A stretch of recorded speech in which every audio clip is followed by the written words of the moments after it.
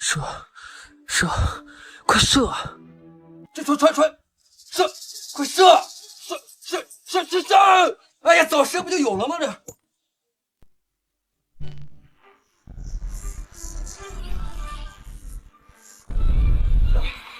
判要出示黄牌。四殿下，你快醒醒呀！陛下马上就要到了。殿下醒了！我竟然没死，还穿越成了大梁国的死皇子。靖王殿下，陛下驾到！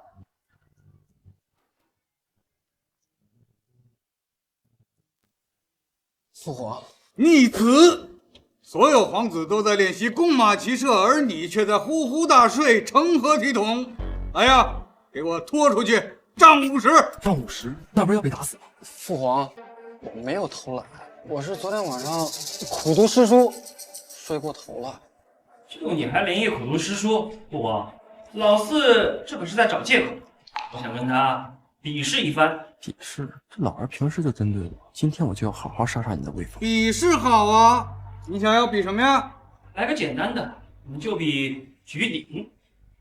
举鼎？举鼎好啊！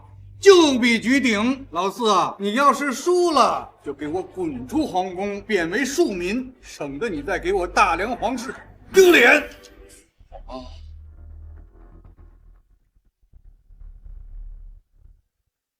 配鼎，备鼎！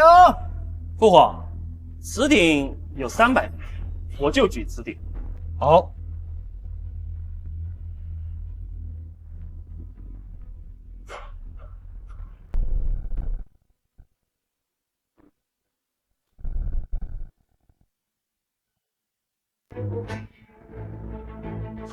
庆闻殿下天生神力，竟然举起了300斤，真是我大梁国之福啊！日儿的力道又有精进，甚好。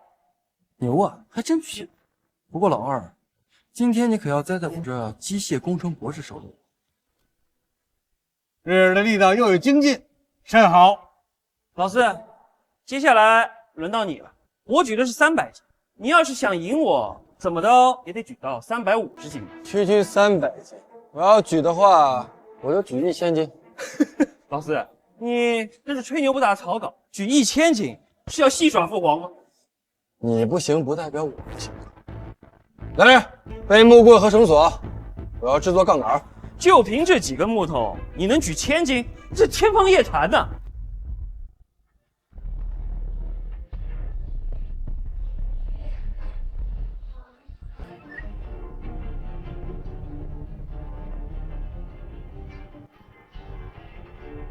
陛下，您快看，靖王殿下真的把鼎举起来了！只要给我一个支点，我能敲起整个地球。点人竟如此聪慧，甚好。朕宣布此次比试，小简赢。不，父皇，儿臣不服。老四他这是偷奸拒华，使用奇技淫巧，有损皇家声誉，请父皇判他输啊！这二哥，你要是有本事，你也使用奇技淫巧。哼，我不许使用这种手段，这有损皇家声誉。好了，本次比试确实是老四赢了。不过老四啊，你逃避训练是不争的事实。宣旨，即日起停止靖王府一切用度，以观后效。是。父皇，父皇，老四，你别得意的太早，这一局我迟早扳回。殿下，府里的下人又跑了2个。跑了？为什么呀？因为我没钱啊！你已经3个月没给他们发月钱了。没想到穿越成了皇子还会这么穷，看来必须得尽快想办法赚钱了。殿下，该用膳了。羊肉还挺新鲜。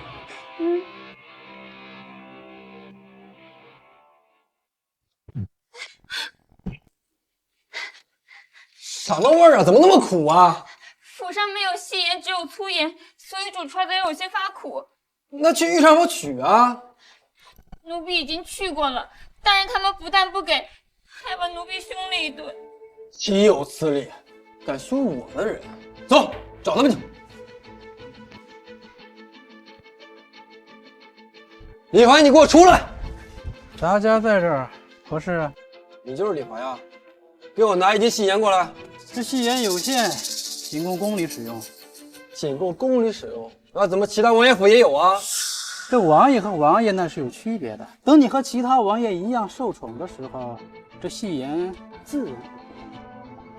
你这个狗眼看人低的死太监，你看我不揍死你！殿下，不可冲动，她是陛下的心腹，打了她就是对陛下的大不敬啊！滚吧，滚吧，滚吧！啊，想吃戏言，做梦去吧。戏言是吧？我自己也能提炼出来。这戏言乃是天赐神物，天下间除了齐国，无人可以炼制。你要是真行，那咱家就给你跪下学狗叫。好，你就等着跪下给我学狗叫吧你。不过你要是提炼不出来，就得给咱家跪下学狗叫。咱家啥都见过，可就是没见过王爷下跪给奴才学狗叫。咱家可是期待的很呐。你可别高兴得太早。你等着吧，哼，走，让开！殿下，您太冲动了，就不应该跟李公公打赌的。待会儿输了的话，肯定会成为全京城的笑柄。放心吧，本王怎么可能会输呢？干活吧。我初中化学就学过粗盐提炼细盐，会输给那个死太监才怪。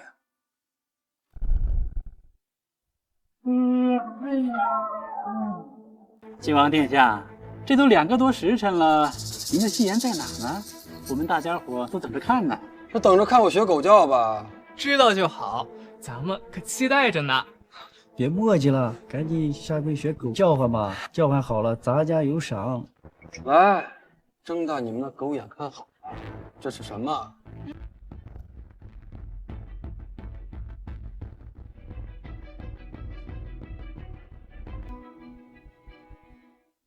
真的是戏言，这怎么可能嘛？这李公公，愿赌服输，履行赌约吧。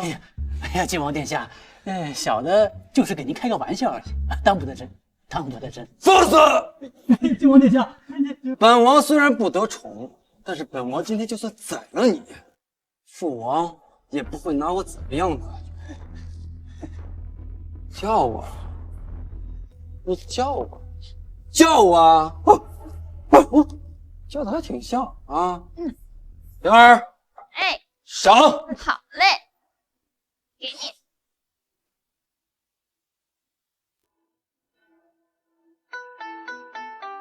没手机，也没有网络，连娱乐设施都没有，真无聊啊！殿下，你要觉得无聊的话，可以去百花楼。百花楼？对，听说又来几个舞女，舞姿优美。那不是青楼吗？上辈子都没去过，这辈子可以去看看。走走走！哎，那地方女孩可不能去。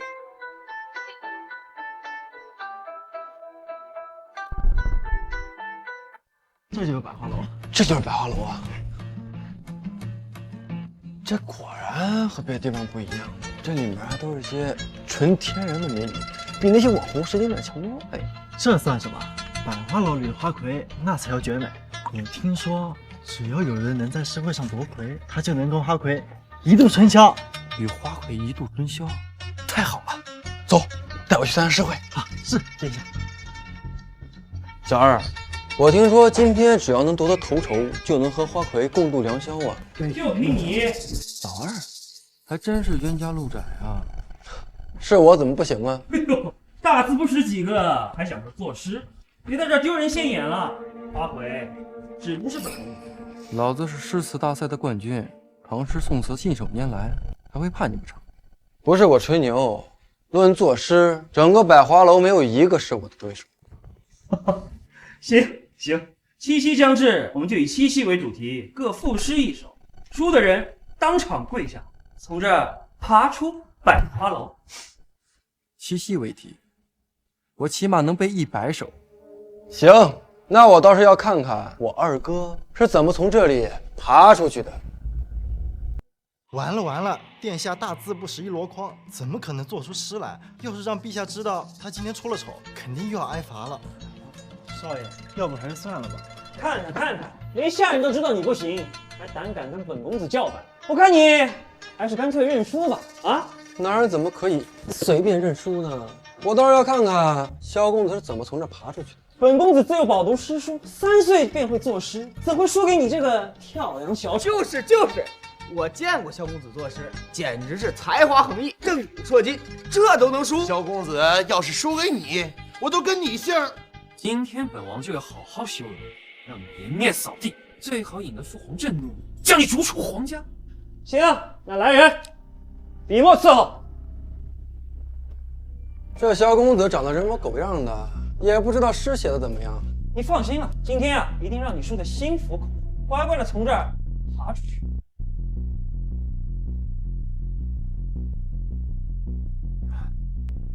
牛郎织女鹊桥连，泪水盈盈雨万千。桂月悄悄云朵藏，清风阵阵爱绵绵。好诗，这绝对称得上是绝世佳作。萧公子不愧是当世奇才呀！小子，赶快认输吧！就这破诗啊，还想让我认输啊？既然你瞧上我这诗，那你倒是写一首好诗出来。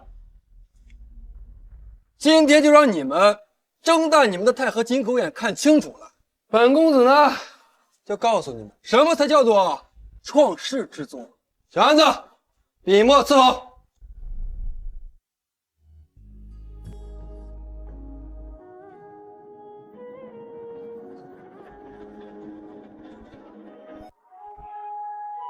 别在那装模作样了，字都不认识几个。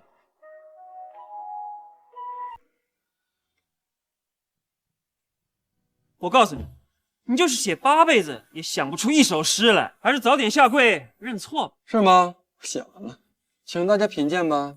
就你这乖瓜裂枣的水平，也配用品鉴？这字写的是真不错，但是就不知道这诗到底写的是怎么样。大家谁能来看一看？这个字怎么写的这么……开玩笑，老子的书法作品可是获得过省级大奖的。千云弄巧，飞星传恨，银汉迢迢暗度，金风玉露一相逢，便胜却人间无数。柔情似水，佳期如梦，忍顾鹊桥归路。两情若是久长时，又岂在朝朝暮暮？我好像就是那牛郎，在想我的织女，想的是撕心裂肺啊！不可能，这不可能，这诗怎么会是你写出来的？怎么样，萧公子？结果很明显了，你输了，你要从这里跪着爬出去了。你确定要让我当众出丑吗？这样的后果你承担得起？怎么着，萧公子愿赌服输？您这是要耍赖吗？对，萧公子愿赌服输，今天确实是人家赢了。我是萧睿，当今2皇子，陛下秦风的誉我，你们谁还敢让我愿赌服输吗？他居然是2皇子誉王！萧姐，你赢了我又如何？来看看你们谁敢支持他！我就是输了，我就是不愿履行承诺，怎么样啊？公子，还是见好就收吧，不要逼太紧。我是不能把你怎么样啊，但是你不守信用的名声可就要传出去了，到时候别说太子，就连亲王也当不上了吧？二哥，你就委屈一下自己吧。我的名声不能毁，我一定要成为太子。快看，誉王他真的跪下了！这小子好大的本事，居然真的让誉王殿下跪下了！是个，看来以后要麻烦不断了。今日之事，谁要是敢大肆宣扬，我诛他9族！你别得意，今日之辱，我他日必定千倍万倍找回来。有什么招尽管使，我等。何须他日？今日我就帮誉王找回来。你是何人？在下马文才，略通诗文，愿为誉王效力。竟然是马文才，江南第一才子，号称100年难得一遇的天才。江南第一才子和汤伯虎一个段位，千万别太强了，不然就尴尬了。你可知道他是当今4皇子晋王，可还敢问本王效力？他原来也是皇子，那他们不就是亲兄弟了吗？谁不知道？2皇子文韬武略，深得陛下宠幸。至于4皇子，不过是个顽固废物。你行，他日本王要是登基，一定封你做丞相，但是在此之前，我先要看看你有多少本事。文才定然全力以赴，晋王殿下，文才想与你继续比试诗文，输者需下跪学狗叫，还要自断一臂，你可敢应战？好，本王乃诗仙下凡，有什么不敢？好，为公平起见，就请林大家为我们出题，如何？行。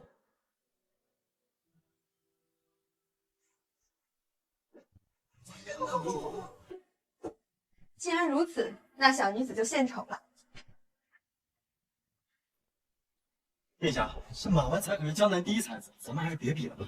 今日晋王殿下身体有恙，比试的事咱们以后再说。哎，什么身体有恙？我看是怕输吧？要走也可以啊。替你主子跪下，学声狗叫，我再自断一臂，如何呀？好，我愿意。起来，殿下，小人的面子不要紧，少了只手也能伺候你。你放开我！起来，本王在此，怎能让自己兄弟受如此屈辱？再说了，我也不一定会输。林大家，您出题吧。没想到晋王竟然这么有情义，跟传闻中的好像不一样。有情义又如何？跟马文才比诗文，那就看着他学狗叫吧。本店新出了一种酒，甘美凛冽，二位就以酒为题，各赋诗一首吧。时间以1炷香为限。好题目，不愧是花魁。前几天我刚写过一首，正好合用，你就等着做我高深的垫脚石吧。无需1炷香，我只需7步即可。我敢打赌，马公子必然先出大作。至于晋王殿下嘛，呵呵，能说出来1句就不错喽。一瓶颜色似甘泉，闲向百花小筑前。眼罢身中更无事，美人独就夕阳眠。的确是好诗啊，和百花楼的美酒相得益彰。林大家，不知此诗你满意否？马公子果然才情无双，此诗甚得我意，还请马公子及玉王殿下一步，奴家亲自为您们煮茶。玉王殿下，请。好，你果然没令本王失望。看着林花魁，你都没有看到我的诗，怎么就认定我输了呢？你是什么货色？连天下都知道，你刚刚赢了我的诗，肯定是从哪儿买的。你现在做的这首诗不害你吧？你难道真以为能赢过这位马公子？不是马某自负，论作诗，当今天下我还没怕过谁。马公子，玉王，且。百花美酒郁金香，玉碗盛兰琥珀光。但使主人能醉客，不知何处是他乡。晋王殿下这首诗似乎也不错呢。但使主人能醉客，不知何处是他乡。妙，真是太妙了。不可能，他不可能随手就写出此等佳作。他不是废物顽固吗？怎么会有如此诗才？林花魁，这回算是谁赢了？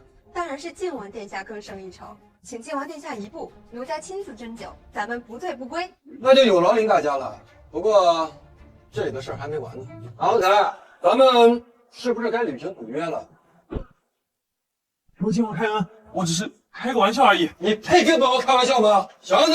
是殿下。赶快学狗叫，再不叫我就对你不客气了。不，玉王，快救我！我的手快断了。小姐，你不要太过分了。是你们要给我打赌的，我怎么就过分了？二哥，你看着好像很不服啊，要不我们再比过啊？小姐，这个仇我和你不死不休。随时奉陪。铁骨生我小简，吃得万亩如长夜。这小子太狂妄了。没办法，人有狂妄的资本呐。林花魁，咱们上楼吧。晋王殿下请。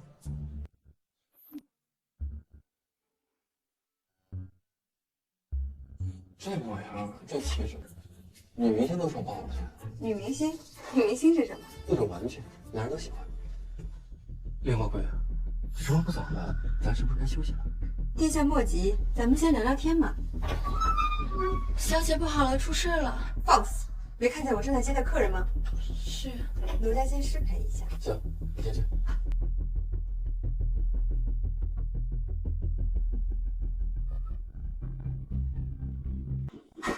殿下，咱们俩今天不醉不归。好。心神不宁，明显心中有鬼，看样子是想灌醉我。那我就将计就计，看看你葫芦里卖的是什么药。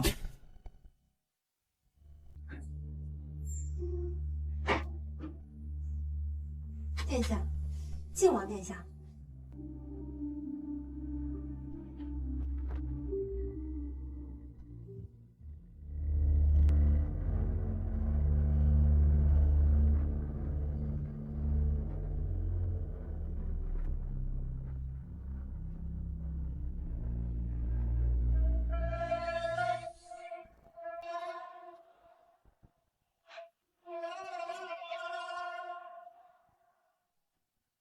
隐形没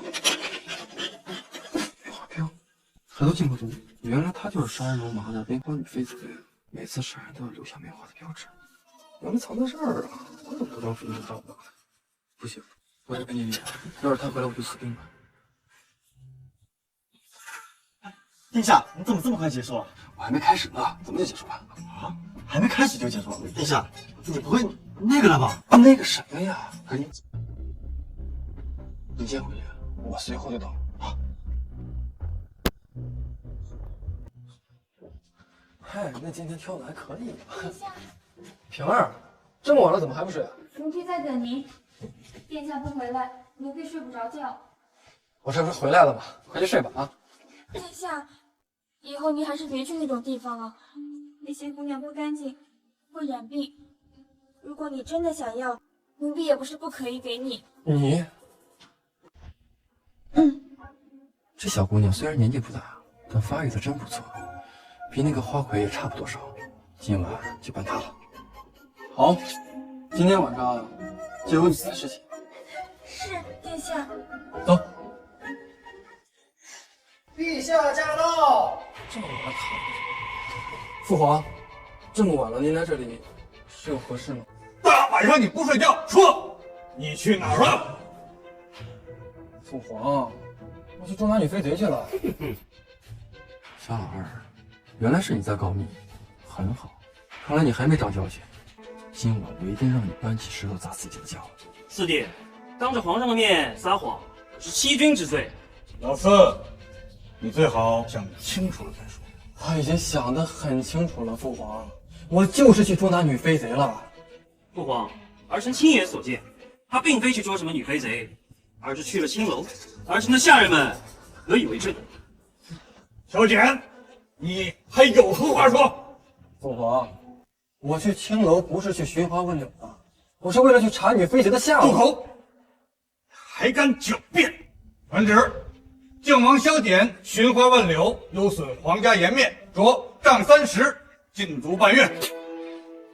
父皇，我已经查到女飞贼的下落了，你们只需要派人去抓就可以了。父皇，既然四弟口口声声说查到了女飞贼的下落，不如派儿臣前去捉拿，也好还四弟一个清白啊。洪宝，你亲自去办。是，陛下。殿下真是胆大包天，竟然敢撒这种谎，是不是找死吧？张安，你为何如此慌张？是不是撒了谎？说要是欺瞒陛下，那可是要株连九族的。陛下，都是小人错，是小人蛊惑殿下去百花楼的，就罚小人吧。萧简，你还要狡辩吗？四弟，你现在认错还为时未晚，只要你把实情说出来，说不定父皇还可以从轻发落。父皇，我就是去捉拿女飞贼了。你简直冥顽不灵，无可救药。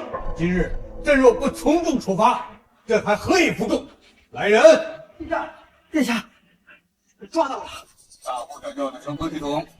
是谁？陛下，真的抓到了梅花女飞贼了！靖王殿下立了大功了。哦，真的抓住那个梅花女飞贼了吗？千真万确，已经公布天牢了。哦，真的抓住那个梅花女飞贼了吗？千真万确，已经公布天牢。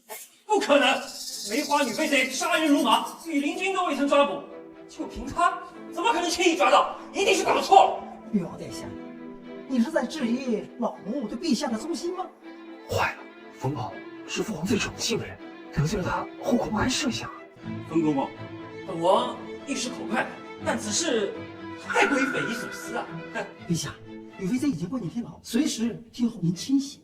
萧简，这次你做的不错，靖王府的用度就照例恢复吧。大家回宫。父皇，儿臣还有要事启奏。他肯定是要向父皇告我的状。你还有何事？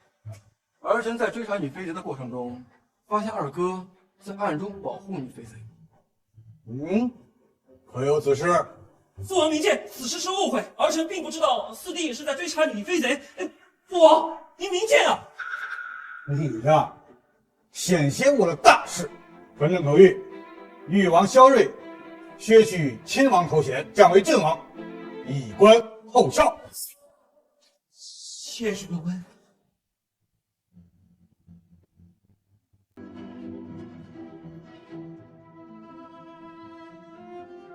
就算我被降为郡王，也依然比你这谢王高上2级，你还是在我脚下。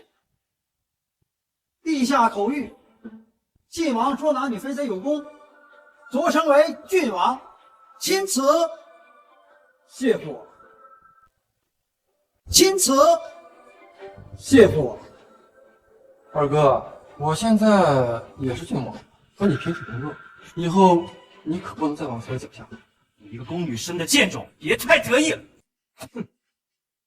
晋王殿下，陛下平时冷落你，实则是在保护你。你的母亲只是公主出身，你们有强大的外戚支持，若卷入楚军之争，定然九死一生。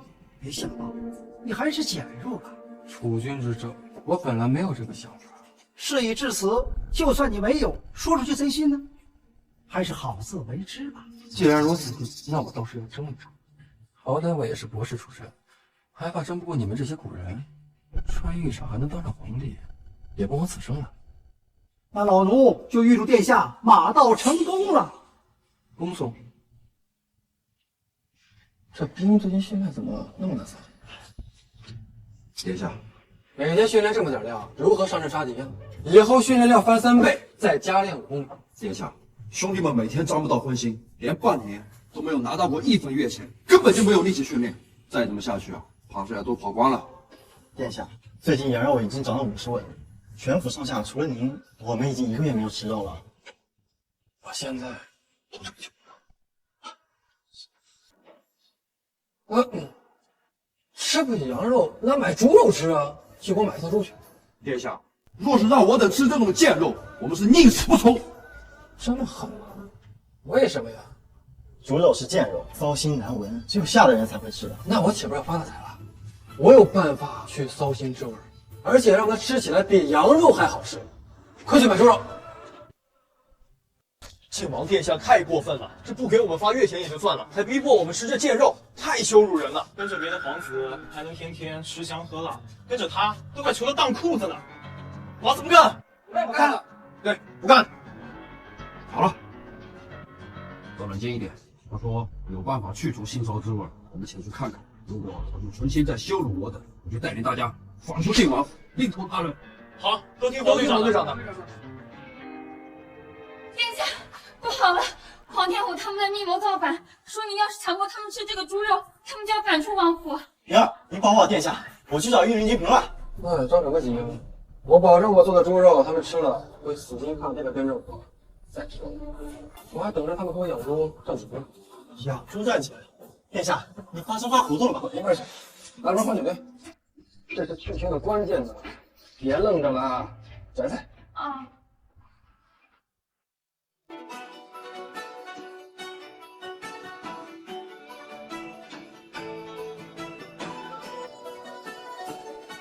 来的正好，小安在瓶儿上菜。这是我刚做的红烧肉和猪下仁火锅，这都可是我的拿手好菜，尝尝。逼我们吃猪肉也就算了，现在竟然还逼我们吃猪下水，是杀不可辱。对，是可杀，不可辱。对，是可杀，不可辱。这可是你们说了啊，你们不吃是吧？那本王先尝尝。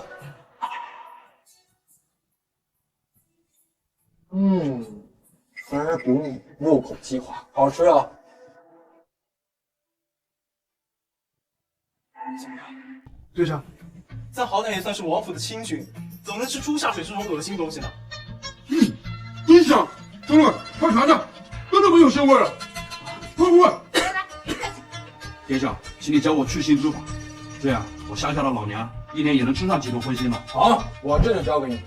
这去腥的关键呀，就是在于黄酒，但是最重要的要学会阉猪。阉猪？啥意思啊？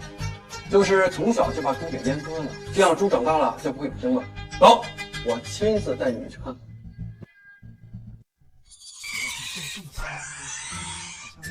唉。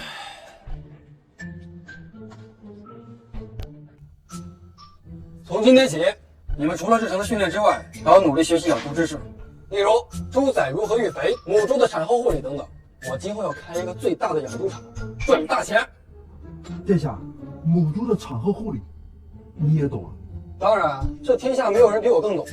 开玩笑，割博览群书这点小东西能不懂？殿下，我等只想上战场杀敌，不想做这些没有意义的事情。怎么就没有意义了？我有一个梦想，有一天我要是当了皇帝，我就让天下所有的百姓都有猪有吃。你们说这有没有意义？有。殿下若真当了皇帝，那我们岂不是从龙之臣吗？愿为殿下赴汤蹈火，在所不辞。愿为殿下效犬马之劳。殿下，您决心参与政务，一启动必定会危险重重。兄弟们的弓箭兵器实在是老旧，必须得更新换代，这样才能确保您的安全。弓箭，恰好我研究过复原版的诸葛连弩，正好可以派上用场。此事好办，明天我去一趟军械司，给你整一个世上绝无仅有的神弩回来。殿下，军械司是誉王的地盘，你去了恐怕是要自取其辱啊！谁辱谁还不一定呢。走。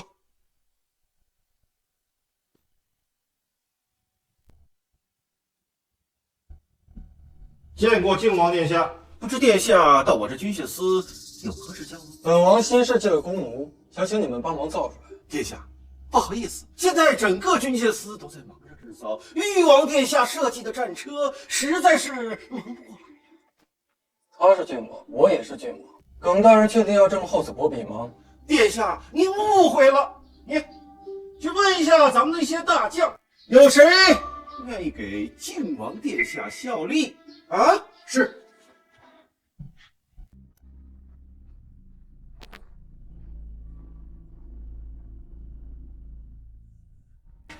回禀靖王殿下，监工大人，大将们都说没有时间，不想陪靖王大人胡闹。告辞！他们这不是在羞辱靖王殿下吗？回监工大人，他们就是这样说的。这些个家伙真是不懂事儿。靖王殿下，你应该不会跟他们一般见识的吧？当然，几句狗吠罢了，何必放在心上？我听说你们这儿有个叫鲁修的工匠，你把他叫来就行。殿下有所不知，这鲁修啊，脾性古怪，若是对设计图纸不满意，定然会破口大骂，不给任何人面子啊！殿下还是换一个人吧。有本事的人脾气都大，你先把我的图纸拿给他看看。是殿下。你去把图纸送与鲁修，这个是。耿大人，你为何不给殿下上茶？不好意思，下官疏忽了，这就命人马上去烧水。你，殿下，我们还是回去吧。我就不相信，除了这军械司，就没有能工巧匠。靖王殿下还是早些离开的好，免得一会儿被那鲁修破口大骂，场面不好看。放心吧，他若真有本事，定会被我的图纸深深折服的。殿下这么有自信，那下官拭目以待。事情办得怎么样啊？说一字不漏的把那鲁修的原话回禀于殿下。他说他从未见过如此天才般的设计，若是能造出来，必然会成为郑国重器。真的这么说？千真万确。告诉他，3日之后我来取货，到时重重有赏。恭送殿下。还想借着鲁修之口羞辱他一句，不识抬举。那此事还要不要向誉王殿下禀报？不用了。天下战车关乎于翼王的珍贵大计，综合分析，我就不信他一个废物纨绔能设计出什么好东西来。殿下，我看那个鲁修真的不靠谱，他真能做出你们设计的原弩吗？我找人打听过了，他是整个军械司技术最好，只不过因为脾气不太好，一直被压着。他要是做不出来，谁也做不出来。知道父王在此，又想来抢风头。老二还真是冤家路窄，是又怎样？抢了我一次风头还不知足，竟然又想来抢第二次。告诉你，这一次你的如意算盘打错了。走吧，我在里面等着呢。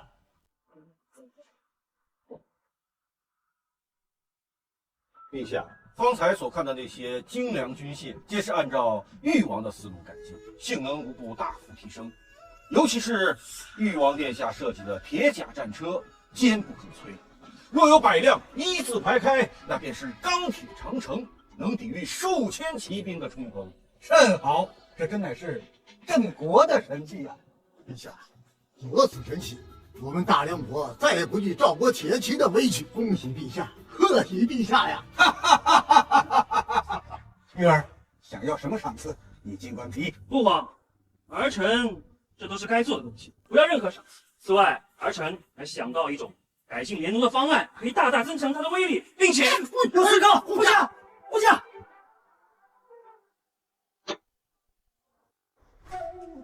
居然射得如此之深，威力极大。瑞儿，快说，是不是你新设计的弓弩？我那就是个构想而已，哪能这么快就设计出来？但这是一个露脸的好机会呢。管他谁设计的，只要是在这军械司内，我说是谁就是谁。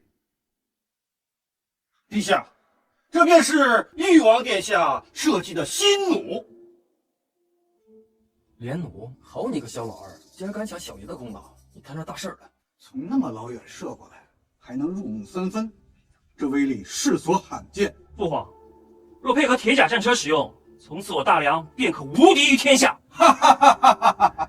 瑞儿，你真是让朕刮目相看。老孙，不要整日飞鹰走狗，无所事事，跟你二哥好好学学。学东西也是要讲究资质的，像四弟这样的资质，飞鹰走狗这套更适合他。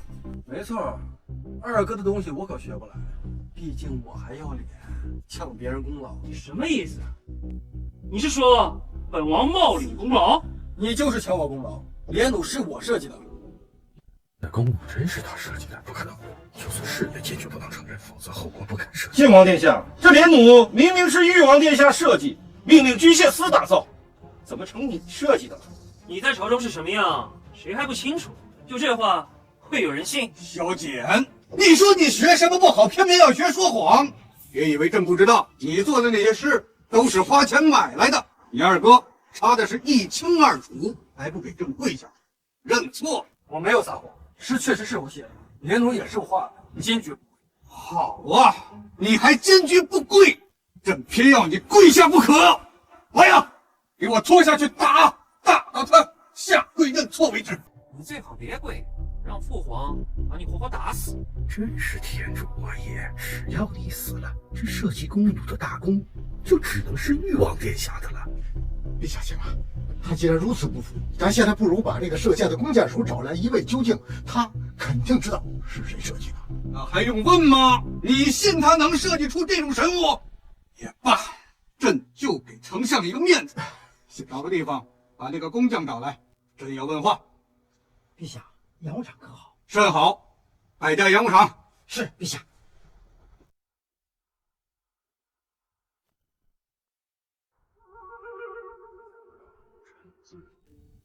鲁兄，陛下要问连弩之事，你务必要如实回答。朕问你，这个连弩是谁设计的？回陛下，小人不知，小人拿到的图纸都是监正大人派人送来的，小人只负责制造。陛下，下官的设计图纸就是翼王殿下给我。小简，你还有何话说？父王，连弩是儿臣设计的，臣可以自证清白。真相已经大白，难不成你还要颠倒黑白？这连弩有一个致命的缺陷，你可知道？笑话！本王设计的连弩完美无缺，何来的缺陷？有发现，这个连弩劲道10分之大，一般的牛筋弓弦用在上面只能用几十次。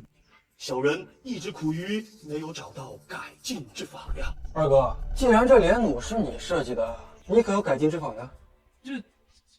这个我父皇，儿臣暂时还不知道，但是这也不能代表这弓弩就不是儿臣设计的呀。不皇，普通的牛筋弓弦固然不行，但是冰蚕丝加上牛筋缠绕合成工学，使用寿命可达到上千次。对呀，我怎么就没想到呢？好，还有这个莲弩中间有一个弹簧，我用金刚打造，可是效果并不理想，不知可有改进的方法？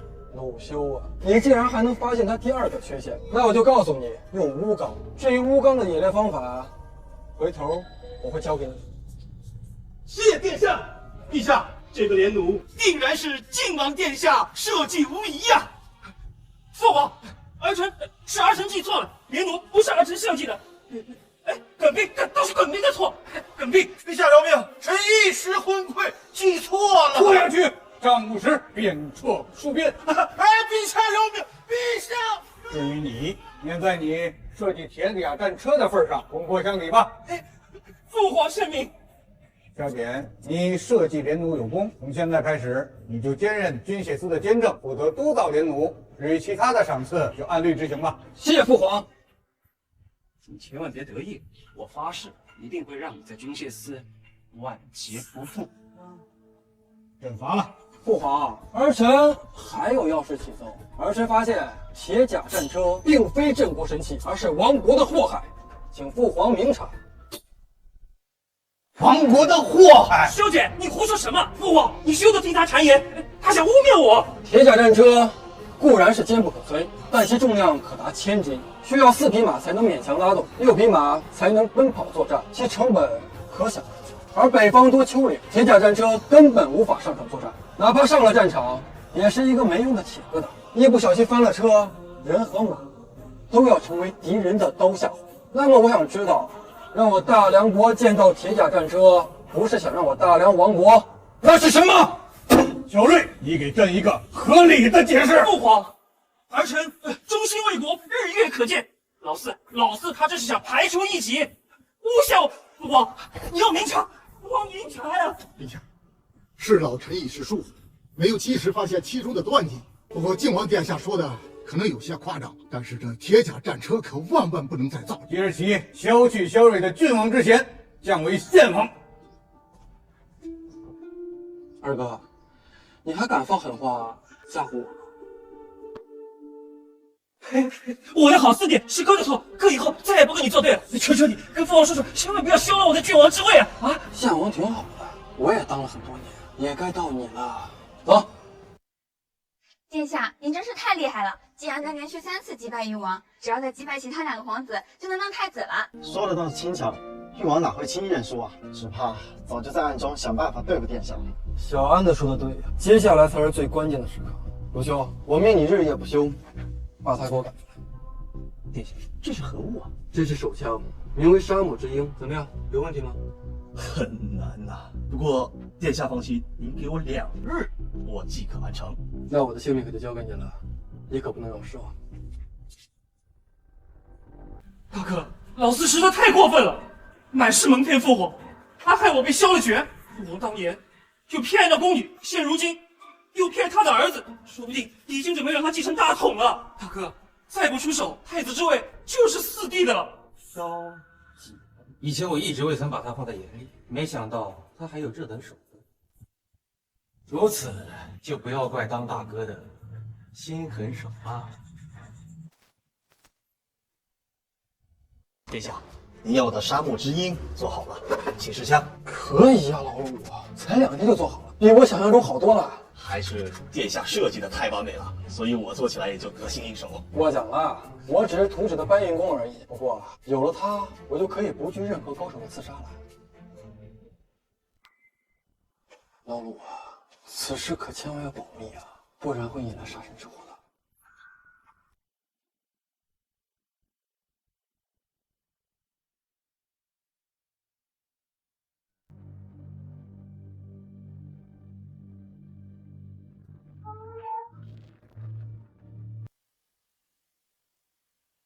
是谁？是谁？殿下有刺客！来不及了，我们老大亲自出手，很快萧简就要人头落地了。怎么回事？是个叫我们的人吗？不可能，那个废物皇帝手无缚鸡之力，肯定是他的安危死了。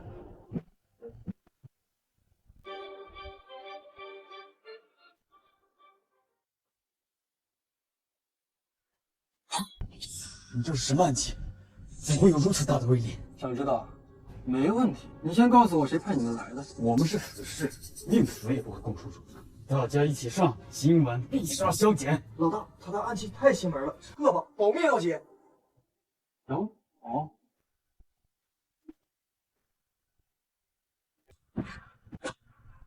幸亏军训的时候学过这些，不然今天可能就凶得去上班。殿下，全死了。明天早上全部拉去巡防营，记住，要大张旗鼓的送。为什么要大张旗鼓？这样才能震慑住在居心叵测之人呢。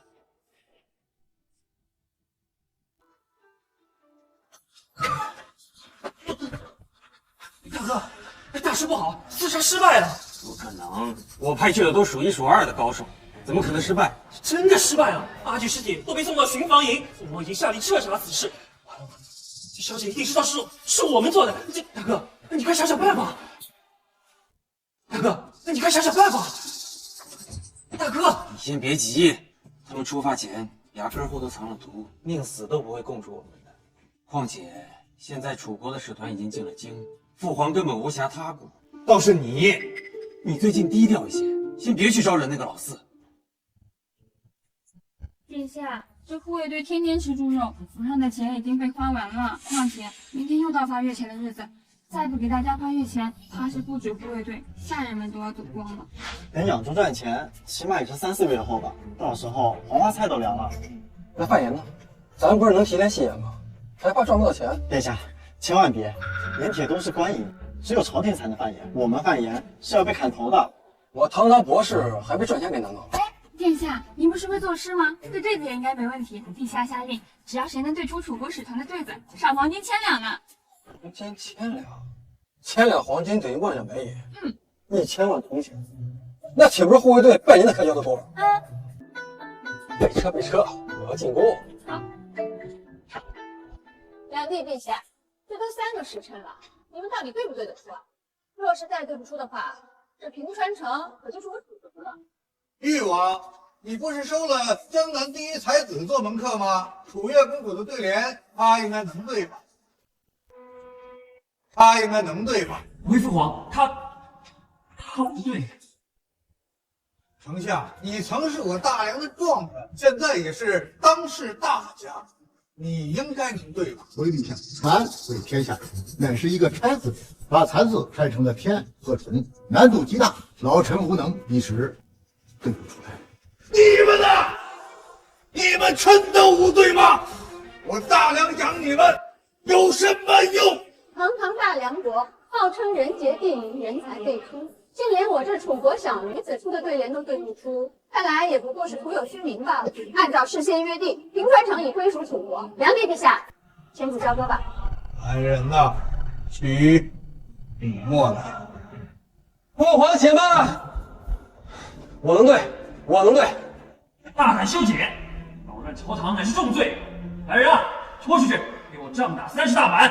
父皇，我真能对出楚越公主这一联。父皇，他不过是想哗众取宠而已，为了梁国颜面，请将他轰出去。这位应该就是大名鼎鼎的大梁靖王殿下。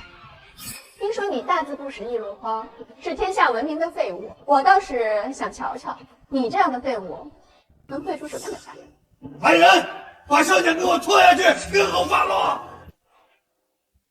把萧简给我拖下去，听候发落。父皇，不就是个区区的拆字联吗？他的残为天下虫，我对的是红是江边鸟。红是江边鸟，陛下，这是千古佳对呀，陛下。竟然真对上，这怎么可能？不可是我小心脑之前想出来的，之前无论不对，这一废物怎么就对上了？真好，靖王对得好，果然没有让朕失望。楚越公主，我大梁对上你的对子，这平川城你是拿不走了，你呀可以回国要复命了。可恨，又被他抢风头。不行，这不过是挑拨而已。除非他能对出我的下一联，否则我大楚的铁骑立刻出兵平川城。你出尔反尔，你们楚国就是这样不讲信用的吗？我不过是个小女子而已，为什么要讲信用？再说，以梁帝威震天下，难道还怕了我这小女子不成？父皇，既然四弟那么擅长对对联，答应楚月公主又有何妨？那我就多谢二哥的肯定，一定不会让你失望的。果然是废物，连我杀气都看不出来。好，朕就答应你的要求。靖王，你可不要让朕失望啊！父皇放心，儿臣定不会让您失望的。论对对联，这位楚月公主恐怕给我当学生的资格都不够吧？开玩笑，我先是把历史的千古绝句都背了个遍，还能怕你小丫头不成？好大的口气！听好了，我的上联是望江楼，望江流，望江楼上望江流，江楼千古，江流千古。楚月公主，你欺人太甚，这局我们不比了。下，这是何意？回陛下，此联乃楚国的百年绝对，100年都没人对出来，这种比试不公平，我们大梁不接受。我楚国能出百年绝对，那是我楚国的事，有本事你梁国倒是也出2个呀！我再给你们一个时辰，倘若再是对不出，我大楚的铁骑可就要开进平川城了。简儿，父皇，这是楚国的百年绝对，老四怎么可能对得出？刚刚能把那个拆字联对上，不过是巧合罢了。不错，儿臣建议马上昭告天下，在1个时辰之内一定能找到对的。大哥，1个时辰恐怕连诏书都送不出去，你这是在故意帮楚国吧？不好，儿臣怀疑大哥你为楚国策反，成为楚国的内应。胡说！父皇，儿臣忠心耿耿，老四他血口喷人。好精彩的内斗大戏！原本以为靖王殿下是天下第一废物，想不到梁国的其他皇子都有过之而无不及。好了，老四，你说1个时辰内你可能想出下联？区区一个小儿科的对联而已，根本用不了1个时辰，根本用不了1个时辰。我现在就有下联。我大楚100年都无人对出，就凭你？那是你们楚国，你们楚国的人都是垃圾，还好意思说出来？好你个牙尖嘴利的晋王，那你倒是说出你的下联啊！若是对的不公正，我大楚的10万铁骑可不是吃素的。父皇，不能再让老四哗众取宠，有失国体啊！老四，工作说的差不多了，对不上就赶紧下去，我们好另想办法。老四，快说出你的下联。是父皇，我听闻楚国有一口千年古井，名为弋月井，井水甘甜，永不枯竭。那我就以井对入。弋月井，奇怪，我怎么没听过？我的下联就是弋月井，弋月影，弋月井中弋月影，月井万年，月影万年。月井万年，月影万年。陛下，这又是一个千古佳对呀！老四竟然对出了楚国的百年绝对，看来留不得他。弋月井，弋月影，弋月井中弋月影，月井万年，月影万年。好，甚好！老四，你果然没有让朕失望。不可能，这是我大楚的100年绝对，他怎么可能对得出？一定是从别的地方抄来的。抄袭倒是没有，不过也确实从别人身上得到了启发，也不能全算是我一个人的功劳。还说没有？你这都承认了。梁帝陛下，既然晋王已经承认这不全是他所创作，那这一局也算不得你们赢。简儿，你实话实说，究竟是怎么回事？究竟是怎么回事？哈哈，我就说嘛，老四怎么可能对得上这千古绝对？原来是窃取了别人的下联。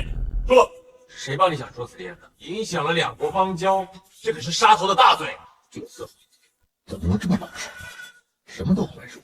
我只是说从别人那里得到了启发，又没说别人帮我做的对联。你们几个毛线？你父皇，我所说的那个人就是父皇您呐。是，父皇心怀天下，无时无刻不想着脚踏楚国的望江楼，饮马楚国的弋月井。所以说，儿臣知道父皇的心思，今天才出了这个题目。不错，不错，知我者简儿也。朕的确时刻有此想法。大哥，怎么样？父皇刚刚已经承认了，您刚刚所说的话是要杀父皇的头吗？父皇，儿臣绝无此意，是误会。哼，完了，被这小子算计了。楚月公主，现在我们胜了，那梁楚边界的大军是不是可以撤了？我楚国一诺千金，大军自然会撤退。不过我楚国还想同梁国玩一把更大的，不知梁帝敢不敢有赌？敢不敢有赌？玩把更大的，楚月公主，这是何意呀？7日后，我楚国将出文武高手同梁国较量。楚国若是胜2场，梁国便割2城变成3。若是我梁国赢了呢？梁国若是胜2场，楚国就归还去年从梁国夺取的宣州、云州2城；若是胜1场，就归还1城。丞相，你意下如何呀？若是不接受赌约，楚王定然会出兵攻城；若是接受赌约的话，靖王不知道能不能扛得住。父皇，我大梁以武立国，武斗自然不会怕了他楚国。至于文斗，怀王即将从稷下学宫学成归来，定然能与他楚国文士一战。陛下，庆王所言甚是，稷下学宫乃天下天文魁首，这怀又是稷下的名士，出类拔萃。怀王出征，再加上靖王侧面相应，我想我们大梁定占有不败之地。甚好，这赌约我大梁接下了。好，那我们7日后见。慢着，儿臣想赌约上再加上一条，如果楚国输了，楚月公主就要给我做暖床的小妾。好啊，反正你没有意见，那我也要加一条，如果你梁国输了，那靖王你就要跟我回楚，给我当奴。好，成交。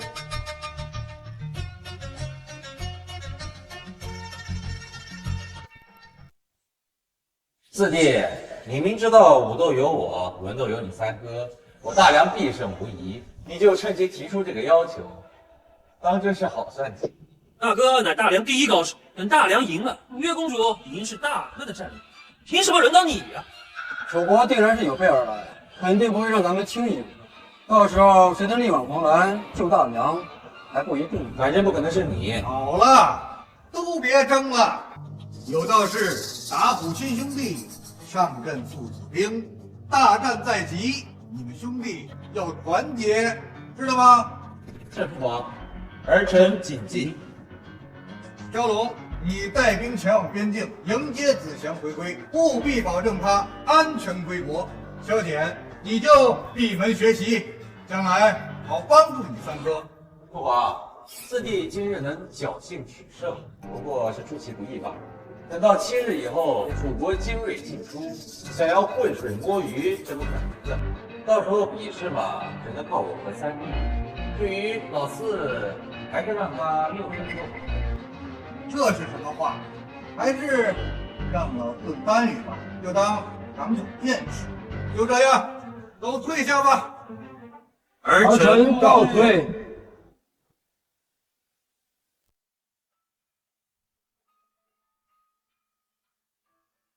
3弟，大哥，你可算回来了。大哥，何事如此着急？我一直以为对我威胁最大的会是老二，没想到最后竟然是那个老四。老四这是3年不鸣，一鸣惊人呐！我听说父皇身体每况愈下，老四估计是看到这一点才会跳出来大出风头。如今老二已经决定住，老三，你呢？你是助我，还是助老？又或者，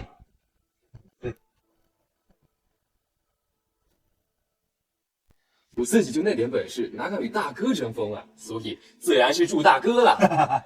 你我兄弟齐心，一文一武，何愁不能一统天下？不过眼下当务之急就是要全力应对敌人的挑战。至于老四，我倒没放在眼里。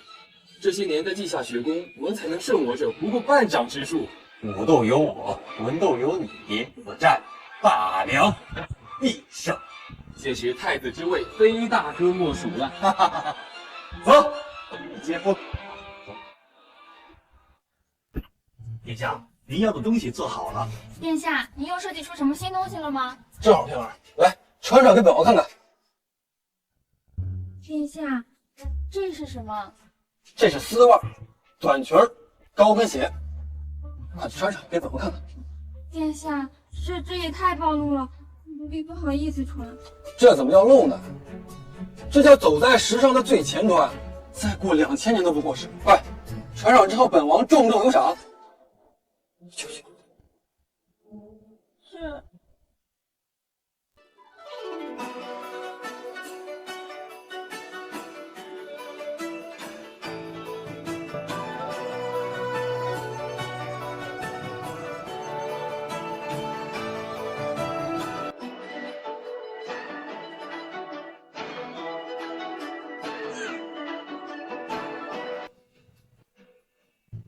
完美，简直太完美了，比那些网红强多了。殿下，你们觉得怎么样？王建国，这种服装之美，简直是震古烁今啊！就算是天仙下凡，也不过如此啊！就这身装备，堪称我平时最完美的作品。杨儿，你觉得呢？的确很漂亮，很甜实，如毕业时非铁饭。只不过穿出去的话，怕是有伤风化，会被人笑话。无妨，时尚需要创造，更需要引领。既然大家都觉得不错，那么香奶奶国际时尚女装集团今天就正式成立了。到时候你来当董事长。殿下，您什么意思啊？我的意思是，我要建立一个公司，交给你们，专门生产这种女装，卖给全天下。你们知道这个世界上什么钱最好赚吗？女人的钱。当然，我还要发明眼霜、护肤霜，还有口红，扩大咱们的生产线。我相信用不了多久，我们用赚女人的钱，足够咱们养活一个100万军师了。真的吗，殿下？当然，这些在21世纪可都是现实存在的。那和楚国的比试呢？如果庆王和怀王赢得了比试，殿下您可能就活不到赚女人钱的那一天了。你说的对，所以你的军械资料不眠不休，帮我把这2个东西赶紧改出来。磨刀和板甲，没错，正是磨刀和板甲。磨刀和板甲，没错，正是磨刀和板甲。到时候你的100人队全部配备上磨刀和板甲，还有连弩，你能敌多少人？这磨刀和板甲连人带马，1到2段不是问题，再加上这板甲护体，密不透风，起码能炸10倍之远。好，我再教你3-3制阵型，到时候武斗我们必胜。至于文斗，我有唐诗宋词300首加持，也不惧天下无敌。3-3制阵型是什么意思？3-3制阵型是一位姓林的元帅，专门针对日寇所创，是步兵战术的巅峰。日寇很强大吗？当然，但也败给了3-3制阵型。那唐诗宋词又是？我新创的新词，就是好诗好词的意思。都记住了吧？我们分头行动。是。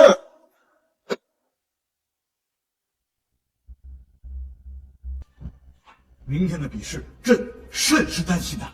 陛下，庆王武功盖世，怀王才华无双，无论文武，楚国都无人能胜过2位皇子。正是因为这个，朕才担心。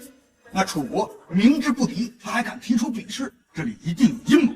哎，老大和老三在干什么？庆王和怀王闭门不出，精心准备比试。是啊。哎，老四在干什么呀？靖王，哎呀，你说，靖王他试了一些女人衣服，正在组织生产。女人的衣服？什么衣服啊？把靖王身体的服装拿上来。这都什么呀？这成何体统？成何体统啊！陛下息怒，陛下息怒。对，朕不生气，朕犯不着生气，反正也不指着他。比试结束以后，朕要跟他算总账。梁帝陛下，今日我们文斗比试的内容由楚国定，若楚国胜，梁国割1城给楚国；若楚国败，则归还1城给梁国。梁帝陛下同意吗？当然，君无戏言。好，7日前，靖王殿下可谓是出尽了风头，想必今日定当要乘胜追击吧？公主失算了，今日代表我大梁出战的，乃是我3弟怀王。陛下，您是萧子贤。本王不过徒有虚名，没想到公主殿下竟然认识本王。公主殿下既然知道我3弟的才名，还不赶快认输？赶紧投降吧！放眼整个楚国，也找不到一人能敌我三弟。谁说楚国无人能胜萧子贤？大师兄，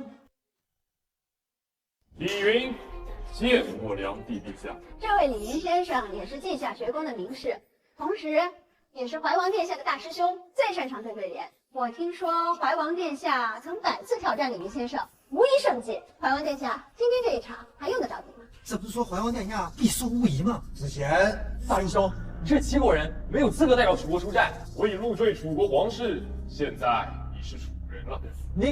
父皇，儿臣不是大师兄的对手，这一局儿臣认输，下一局儿臣定然扳回来。丞相，你暗中找500名士团有胜算。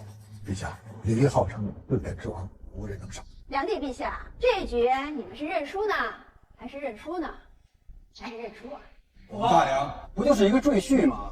对联，儿臣能击败他。什么？晋王殿下要出战了？自取其辱罢了，我就成全你。父皇，既然四弟有信心的话，那便让他试试。好吧，那么晋王就代表我大梁出战吧。你是客，你先出上联吧。我的上联就是斗鸡山上山鸡斗，你有1炷香的时间。陛下，斗鸡山上山鸡斗，这明显是个回文联呢。回文联，这回文联就是你倒读正读都一个样，上联有动物，下联也有动物，难度极大。明士团有没有答案呢？快告诉晋王吧！1炷香的时间太短了，不会有的。晋王殿下准许你们兄弟2人一起参详，不算你们作弊。子贤，回父皇，若能给半天时间参悟，儿臣也许能对出来。但是只有1炷香的时间，除了大师兄自己，天下人怕是无人能对出啊。三哥，你是被吓出阴影了吧？区区一个小学对联都把你吓成这样了。四弟，我怕你对这对联的奥妙完全都不知晓，才敢在这大放厥词。不就是个小小的回文联吗？有个毛线的奥妙啊！好大的口气，那你倒是对呀。大话谁不会说？小心这1炷香的时间很快就没了。听好了，我的下联就是龙引洞中，洞引龙。丞相如何？好啊，龙引洞中，洞引龙，实在是公正之极呀！不可能，这连10年来无人能在1天之内对出，他怎么会这么快？对联之王，我对的如何呀？勉强算你胜出。接下来轮到你出题，我就不信对不服你。我除了醉酒的时候扶墙，别的我都不服。听好了，我的下联是烟锁池塘柳。烟锁池塘柳，丞相，这联如何？老臣愚钝，一时还看不出其中的奥妙。你竟然连5个字的上联也出得出，老四，你是故意让父王丢脸吗？父皇，我建议啊，这局不算，这个老四出下联还行，但是这上联出的简直是不堪入目，还是换三弟来吧。楚月公主，我们要求换人。这上联都出了还换人，这跟认输有区别吗？不，我同意，同意换人。我不同意，就这联，对得出就对，对不出就别对。我可以给你2炷香的时间，认输，3炷香，你们也可以随便讨论啊。李先生，你这是何意？这联很难吗？这是传说中的5行联，稷下学宫中也有一联，已经300年无人能对出。丞相，什么是5行联呢？5行联就是在每个字的偏旁都包括金木水火土，下联也必须如此，而且其中的意义也要相似。此对联在对联当中最高深莫测，晋王此联真乃是千古的绝对呀！没想到这小子还有这般本事。梁帝陛下，我们同意换怀王殿下出题。楚月公主啊，不好意思，朕也改主意了，我们呐不换。对不对得出啊？对不出的话就认输，咱们进行下一个。小我李云认输，绝无可能。我呸！连一个区区的5行联都对不出，你还跟我横？我见过不要脸的，没见过你这么不要脸的呀！你不要太嚣张了，我是稷下学宫的大师兄，是满门天下的名士。名士个毛线呢？你是名士，不就是个赘婿吗？我要是你啊，找个南墙早撞死了，没脸见人呐！这么不争气啊！我的小玉，你看咱们还比吗？你再敢跟我胡言乱语，小心我撕烂你的嘴！撕烂可不是，你要是轻烂的话，我倒是乐意支持。这一局我楚国认输，下一局我们比诗才，你们梁国还是他出战吗？当然不是，下一局我们换三弟出战。为什么？刚刚是我击败了李云啊！你对联虽然厉害，但是你作诗不行，自然是你三哥出战。你三哥是诗仙下凡，诗功可是盖世无双。诗仙算什么？我还是博士呢！别忘了你和马文才是怎么输给我的。父皇，三弟的诗才在稷下学宫也是首屈一指，我建议这一局便由三弟出战。父皇，儿臣曾跟老师前去楚国游学过，当时老师赢下过所有楚国才子，请父皇信任儿臣。接下来就让怀王出战吧。父皇，你别忘了你的身份，你只是你三哥的助手。梁帝陛下，你们梁国确定要让怀王殿下出战吗？当然确定，子贤乃是诗仙下凡，你们楚国可要小心喽。这一局我一定要漂漂亮亮的赢回来，彻底掩盖掉老四的锋芒。有我这当世诗仙在此，何人还敢称仙？二师兄，怎么样，师弟？这一场还要比吗？二师兄，你也是齐国人，你也没有资格代表楚国出战呐。师弟有所不知，楚王已使我为义子，所以我自然有资格代表楚国出战。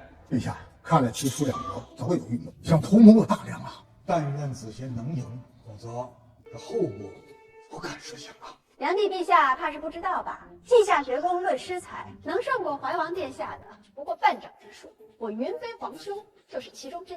子贤，父皇，儿臣定然全力一试。丞相，赶紧让明士团助子贤一臂之力啊！是陛下。丞相莫不是要求助于那500名士？抱歉，刚才我进来的时候已经用诗词把他们全部打败，现在他们怕是听到我的名字都要大小便失禁了。子贤，那你就全力以赴吧。父皇，让我出战吧。论作诗不是针对他，整个稷下学宫都是个案子。好大的口气！若是让你出战，你敢立下军令状，输了就杀头。我有什么不敢？父皇，既然四弟那么有信心，那便让他出战吧。我也支持。父皇，我也支持四弟啊！你们罢了，那就靖王出战吧。儿臣绝不会让父皇失望的，也谢谢各位哥哥们的支持。不过，好，这一局规则很简单，题目由梁国定，1炷香时间，你们2人同时在纸上作诗，完成后由梁国人誊抄，再交由稷下学宫的3位学士评出高下，最后揭开名字。这个规则你们梁国人占了很大便宜，应该没有人会不同意吧？诸位放心，我们以稷下学宫100年声乐做担保，绝对公平公正，不偏袒任何人。双方作品我们都会公之于众，供天下人点评。小玉，明明是你们出题目，为什么不偏袒你们自己呢？那是因为我们相信我们的诗才天下无双，用不着占便宜。要是你们不作弊的话，那你们肯定输定了。哎，别忘了咱们之前的约定，你输了，可是要做我的暖手小妾哦。云飞皇兄，给我狠狠地碾压他，不要留情面。皇妹放心，定会如你所愿。只是遗憾，我堂堂诗仙竟然要以一个废物比试，赢了也脸上无光。算了，你出题吧。我擦，竟然比我还能装！好，我的题目是出一首边塞诗。我孟师兄最擅长的就是边塞诗，可以说是边塞诗之王。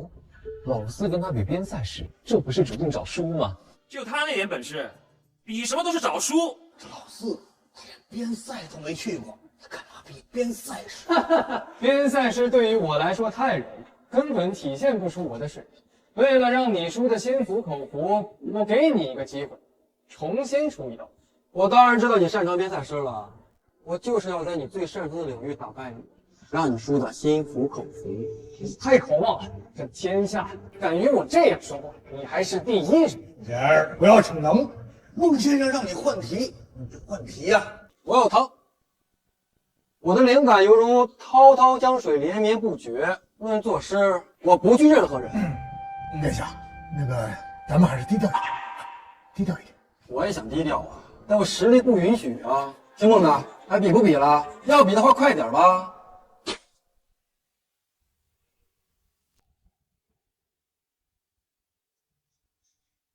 我已经写完了，靖王殿下写出第1句没有啊？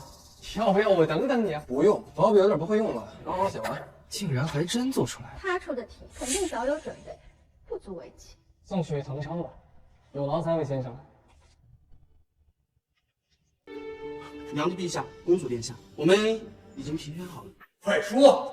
胜出的这首诗是我们3人一致决定，没有任何分歧。我们可以拿人头担保，这首诗绝对是真武说经的传世佳作。不过前无古人，后面嘛也不太可能有来者能超越。平吹皇兄，你的诗竟然得到了这么高的评价。早跟他们3个说过，他们3个这样夸我的词都夸了几10遍了，也不知道找点新词儿。哎，3位先生，还是先说说到底谁胜出了？胜出的诗是七绝诗《凉州词》。哎，惭愧惭愧，云飞曾在边城凉州游览数日，熟知凉州的异草一木，感觉有些胜之不武啊。别高兴得太早，万一是我的凉州词呢？你怕是连凉州在哪儿都不知道，还你的凉州词？老师，快引咏出来，好让某些不要脸的看看，出去试试他。葡萄美酒夜光杯，欲饮琵琶马上催。醉卧沙场君莫笑，古来征战几人回。这不是我的，不是我的，这怎么可能不是我的？好事，云飞皇兄的诗简直是空前绝后。二师兄的诗才，我此生都难以望其项背。不愧是当代诗仙呐，此作500年都没有人超越啊！可惜如此大才，不能为我大唐所用。很识货啊，两个老家伙，这可是伟人的至理名言，他们瞬间就领悟了。孟师兄写的太好了，在下实在是佩服佩服。要不孟兄，您说说您此刻的想法？孟师兄的表情怎么不太对呀？是肚子疼吗？还是肾虚了呀？脸色越来越白了，是不是快要死了？云飞师兄，你怎么了？你脸色怎么这么难看？萧简，你不要欺人太甚！难道快四胡梁，到底看谁所作？还能是谁？那必然是这位孟师仙。萧简，竟然是老四！是靖王殿下，靖王殿下，真是天下大才，真是天佑我大梁啊！不可能，他根本没去过凉州，他怎么可能写得出凉州词？怎么不可能啊？没吃过猪肉，还没见过猪跑吗？孟云飞，你不是号称诗才气象无双吗？你不是诗仙吗？怎么就输了？我警告你，出国不能输，否则后果你承担不起。你快跟他比，你快跟他比呀！公主，我方寸已乱，已经做不出诗来了。孟兄，别这样啊，输了就是输了，友谊第一，比赛第二。再说了，以后输给我的次数还有很多呢。萧简，你以为你们梁国就赢了吗？我告诉你，你们输了，彻彻底底的输了。淳于先生，该你出场了。小月月，3局2胜，就算这老头赢他一局，你们依旧还是输啊。老头，连淳于先生你都不认识，你们大梁人果然都是一些没有见识的东西。学生萧子贤拜见祭酒，不知祭酒前来是否也是为了楚国而战？原来他就是稷下学宫的祭酒淳于越，曾经的天下第一文士，当时举鼎的大佬。万万没想到啊，连稷下学宫祭酒都出来帮楚国，我大梁，哎呀！老夫才不理会你们之间的破事，老夫是为他而来。我，老头你没病吧？虽然我又高又帅又有才华，但是我可不喜欢男人啊。你要是看上我什么，我敢说。放肆！梁帝陛下，诸位，刚刚引用的凉州词是乃老夫所作，万万没想到竟然被此小儿盗用，是可忍，孰不可忍？我操！老头子竟然这么不要脸！老子从唐朝抄来的诗，你竟然说是你的？还不止如此，在之前你在百花楼做的《鹊桥仙》，一样是老夫的作品。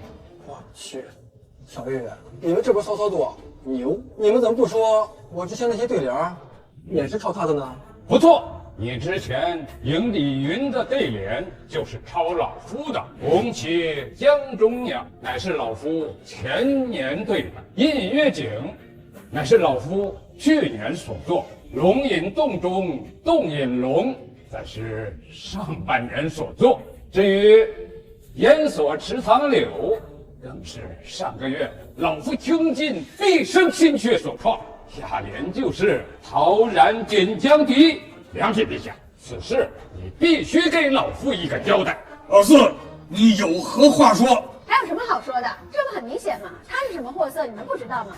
一下子做出那么多诗，你就不觉得奇怪吗？当世除了淳于祭酒外，还有谁能做出如此千古佳作呢？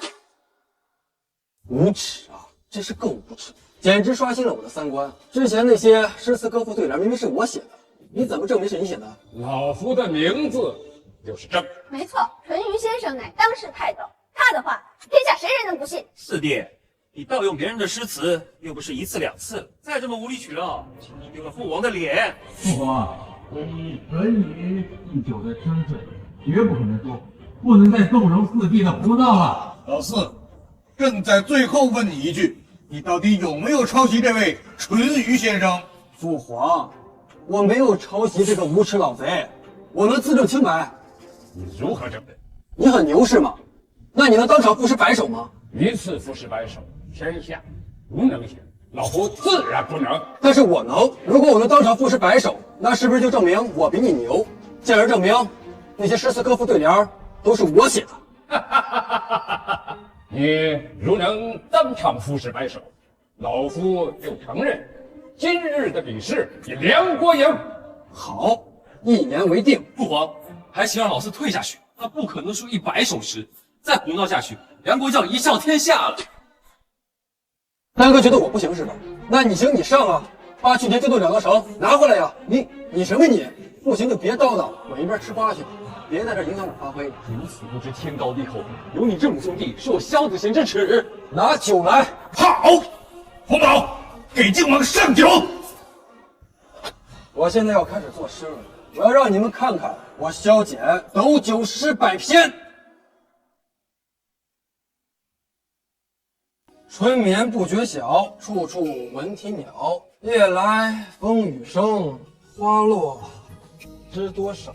床前明月光，疑是地上霜。举头望明月，低头思故乡。日照香炉生紫烟，挂前川。飞流直下3000尺，疑是银河落9天。怎么样？这3首也是抄你的吗？这3首虽不是老夫所作，一定是你这无耻小儿从别的地方偷来的。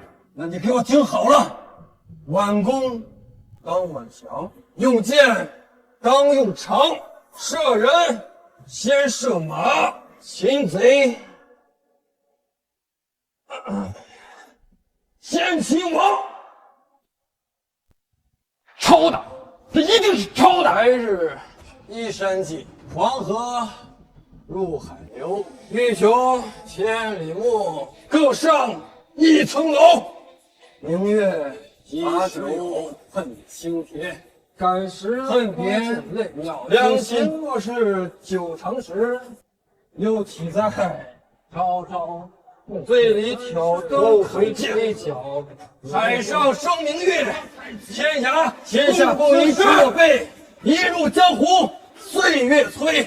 妖孽，这一定是个妖孽！300多首啊，至少有300首都是传世佳作呀！殿下，不要再写了，不要再写了！再写啊，这天下的文明都快被你耗尽了！求求靖王殿下，给我等读书人留个活路吧！你都快7老8十了吧，半前都要入土的人了，竟然干出如此龌龊之事，你真是厚颜无耻呐！你欺师盗名，沽名钓誉，你若不死，你10辈子孙都无颜再混江湖！你个老贼，死有余辜！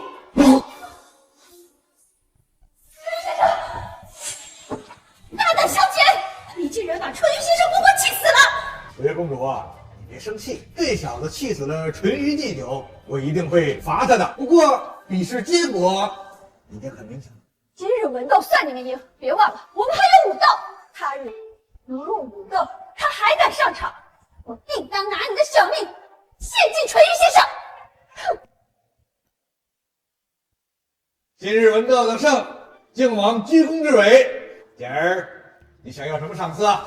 父皇过奖了，都是儿臣该做的。至于奖励什么的，您看着给就行。不过儿臣倒是有一个不情之请，只能和父皇当面说。只要你要求的不过分，朕无不应允。来，你上前来。父皇，儿臣想让你下道口谕，让后宫的妃子娘娘们都穿我师姐的衣服，用我的化妆品和口红。那些个什么黑丝、短裙儿、狗血，对，父皇您已经知道了。放肆！这事儿朕还没追究，你怎么就提说了？看在你今天立功的份上，朕暂且饶了你，赶紧停止你生产那些伤风败俗的东西，否则朕绝不轻饶。朕赏罚分明，靖王今天文斗立了大功，赏黄金1万两，锦缎100匹。那接下来咱们商量一下明天武斗的事情。父皇，若是明天我把武斗也赢了，是不是又能赏1万？武斗，你要赢武斗？文斗和武斗可不一样，文斗就是动动嘴皮，武斗可是真刀真枪，要上去搏杀，一不小心命可就没。我劝你啊，还是留着你那条小命吧。父皇，武斗自然是儿臣来，儿臣定然不负所望。你上场，朕自然放心，但也不要大意。那楚国定然会精心准备。至于老四嘛，也不指望你从旁协助，你不惹麻烦就行了。看不起我，等着被打脸吧。今天的武斗，你们想怎么比？同昨日一样，3局2胜，分别比试角力、单挑、大军对战。跟我预料的一样。这第一局角力，你们想怎么比啊？很简单，举鼎。举鼎用老四的杠杆原理，我们不就赢定了吗？这第一局由我上，你们派谁呀？殿下别急呀，我话还没说完。我知道靖王殿下发明了一种杠杆原理，本次比试不允许使用杠杆原理，必须肉身举鼎。不用就不用，你们楚国派谁出战？代表我楚国出战的是天下第一大力士李元霸。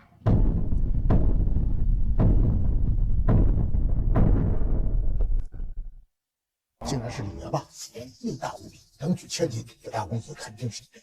这李元霸乃是赵国人，凭什么代表你们楚国出战啊？李将军已改投我楚国，现在是我楚国的镇粮大将军，专门用来对付你梁国的。这齐赵3国联盟，这架势是要围攻我梁国。是啊，陛下，我能举鼎800斤，你行吗？廖沙，要是不行，赶紧认输。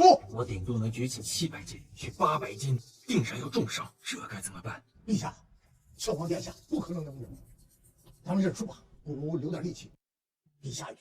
3局2胜，后边还有希望。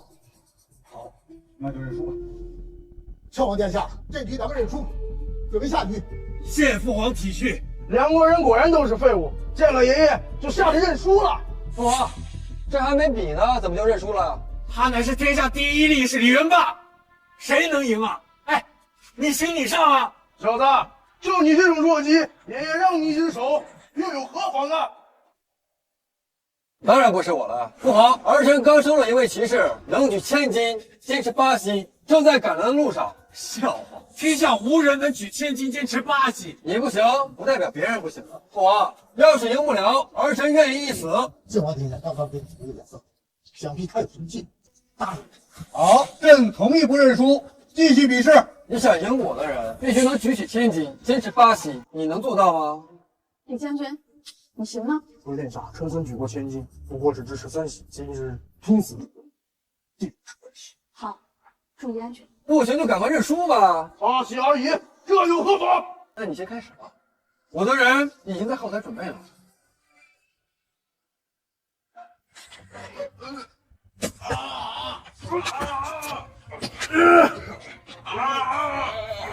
果然是天下第一大力，名不虚传。不对，这个混蛋肯定有阴谋，那究竟是什么呢？坚持住，快到8息了。小姐，你个阴险小人，李将军快放下，别被他骗了。公主，李将军，我还能坚持，马上就要伏击住了。李将军，我命令你马上放下。李将军，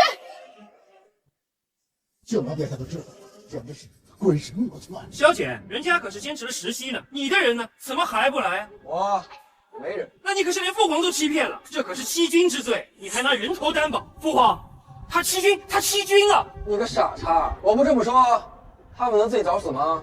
老二，你退下，老四有功无罪。为什么？父皇，明明是他欺君了。靖王殿下刚刚凭一张嘴就打败了天下第一大力，这不是功劳又是什么呀？翼王殿下，你还是退下吧。无耻小人，不杀你，本公主誓不为人。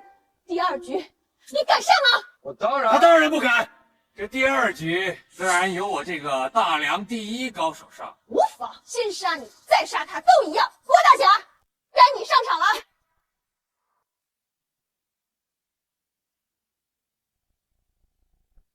此人是谁？陛下，游侠郭解，武功盖世无双，此人杀人无数，从无败绩。游侠郭解，我根本不是他的对手，这该怎么办？我不能认输，但我也不想死。老大，你怎么了？儿臣突然腹痛难耐，恐怕是无法出战了。来，赶紧去军营传令，谁要是能胜，赏万户侯。陛下，没有大梁上下，没有人能胜得了他。子弟，你昨天不是很想上场吗？你上吧。这是让老四送死的好机会啊！一定要把他忽悠上去。我也想上啊，我也害怕打不过啊。哎，四弟，你足智多谋，肯定还能再创造奇迹的。真的吗？当然是真的。只要你成功了，太子之位非你莫属啊！我突然觉得肩膀有点酸。哎，来，三哥给捏捏肩，来，我这个背还有点疼。二哥再给你敲敲地。我这个腿呀，大哥。大哥给你揉腿。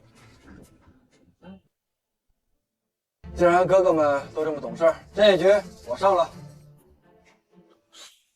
你去死吧！老四手无缚鸡之力，这不是去送死吗？陛下且慢，靖王不是莽撞之人，说不定他又有什么计谋。报上名来，我郭解不杀无名之辈。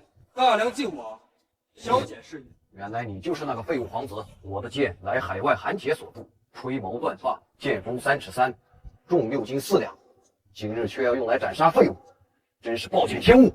我的枪长9寸，金刚所铸，口径4厘米，100步之内力无虚发，专杀猎人。今日杀你，正得其所。你该死！再教你个真理，反派死于管我郭解出手，死定。人欲小人，碎尸万段。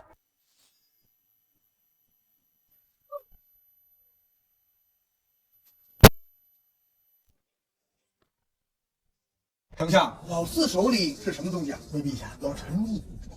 这怎么可能？老四怎么可能杀得了郭解？郭大侠，小姐，你真卑鄙！你竟然暗箭伤人！亲爱的小月月，你这话我就不爱听了。生死决斗，无所不用其极。我没说不让你命完气啊。你怎么样，三位哥哥，没让你们失望吧？你先把那东西收起来，小心伤到别人。简儿果然没让朕失望。大梁有靖王，真是天赐之福啊！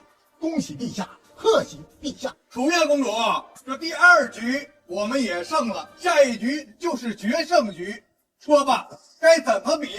很简单，我带了1000虎豹骑，你们也可以出1000人，与我的人结阵厮杀，谁的人先死光，就算谁输。但有一点，不能使用暗器。陛下，虎豹骑这是天下最强骑兵啊，看来楚国是志在必得呀。老大如何？父皇，这虎豹骑战力天下无双，除非兵力是他的3倍，否则绝无胜算。那你敢战吗？父皇要儿臣战，儿臣便战。只是此去，今后怕是就没有机会孝敬父皇了。老二，你呢？父皇，儿臣虽有死志，但力不从胆，怕是会误了大事啊。父皇，儿臣不善弓马，所以儿臣不敢。你们都是朕的好儿子，来呀，备朕的车马，这要御驾亲征。父皇，你怎么不问儿臣呢？你做的已经足够好了，不让你用那个暗器，你就是自找死路。大梁还得靠你呀，还是父皇去吧。父皇，区区虎豹骑而已，我从来没有放到过眼里。我府上卫队定能战胜。你的王府卫队有骑兵多少？步兵多少？我王府卫队共100人，全是步兵，没有骑兵。 1000骑兵对100步兵，你这是在拿鸡蛋碰石头吗？谁是鸡蛋，谁是石头，再碰过他。传令黄天虎，杀光一切，来废之敌。丞相，这靖王的葫芦里卖的什么药？回陛下，老夫也看不清楚了。这是光明正大的厮杀，根本无法出奇制胜。看来靖王的奇迹应该到此为止了。梁帝陛下，在在比试结果出来之前，我有话要说。请讲。今日的比试，你们已经得罪了齐、赵两国，再加上我们楚国，你们现在可谓是三面树敌。借比试图谋大梁城池，顺路挑起我大梁与齐赵的矛盾。你这一石二鸟的计谋，可真是聪明啊！如果梁国愿意割4座城池给楚国，那我可以考虑一下，保你们安然度过此次危机。否则，我们齐楚赵三军来攻，等待你们的恐怕就只有亡国灭种。三国联军又如何？那得有敢来攻才行啊！我三军拥兵100万，有什么不敢？话别说得太早，我希望你待会儿还有胆跟你说。陛下，信使来了，看比试有结果了。可惜啊，好好的100条性命就这样没了。确实可惜啊，1000虎豹骑就这么没了。小月月，你应该会很心疼吧？你是在说我的1000虎豹骑没了？你是在痴人说梦吗？报！城外比武结束，晋国护卫队大获全胜，无人死亡。楚国1000虎豹骑全军覆没。你说什么？虎豹骑全军覆没？这绝对不可能！公主不信，可以自己去看，小的没必要骗你。你到底做了什么？很想知道吧？等洞房的时候告诉你。你无耻！你说是不是用了什么阴谋？阴不阴谋不重要，我大梁军队有此战斗力，你三国联军还敢进攻我大梁吗？有何不敢？你梁国还能杀光我100万大军不成？杀光你100万大军固然不能，但集中力量杀光你楚国军队还是可以的。你就乖乖在家等着，我去提亲吧。流氓！总有一天我要把你剁成肉泥！陛下，边关急报，齐楚赵3国军队已全部撤退，楚国归还的2座城池也已顺利交割，我们大梁的危机解除了。我大梁的陌刀军以一当十，他敢进犯才怪。可我们的陌刀军只有100，老四却说有5万，这也不是坑蒙拐骗吗？有本事你也可以呀！兵者诡道也，二哥这种智商，恐怕这辈子都不会明白了。此次能度过危机，靖王应当居首功。即日起封靖王萧简为第1亲王，赏黄金1万两，其他人由丞相论功行赏。陛下英明，谢父皇。萧简已经被封为第1亲王，封为太子也是指日可待。说说吧，现在该怎么办？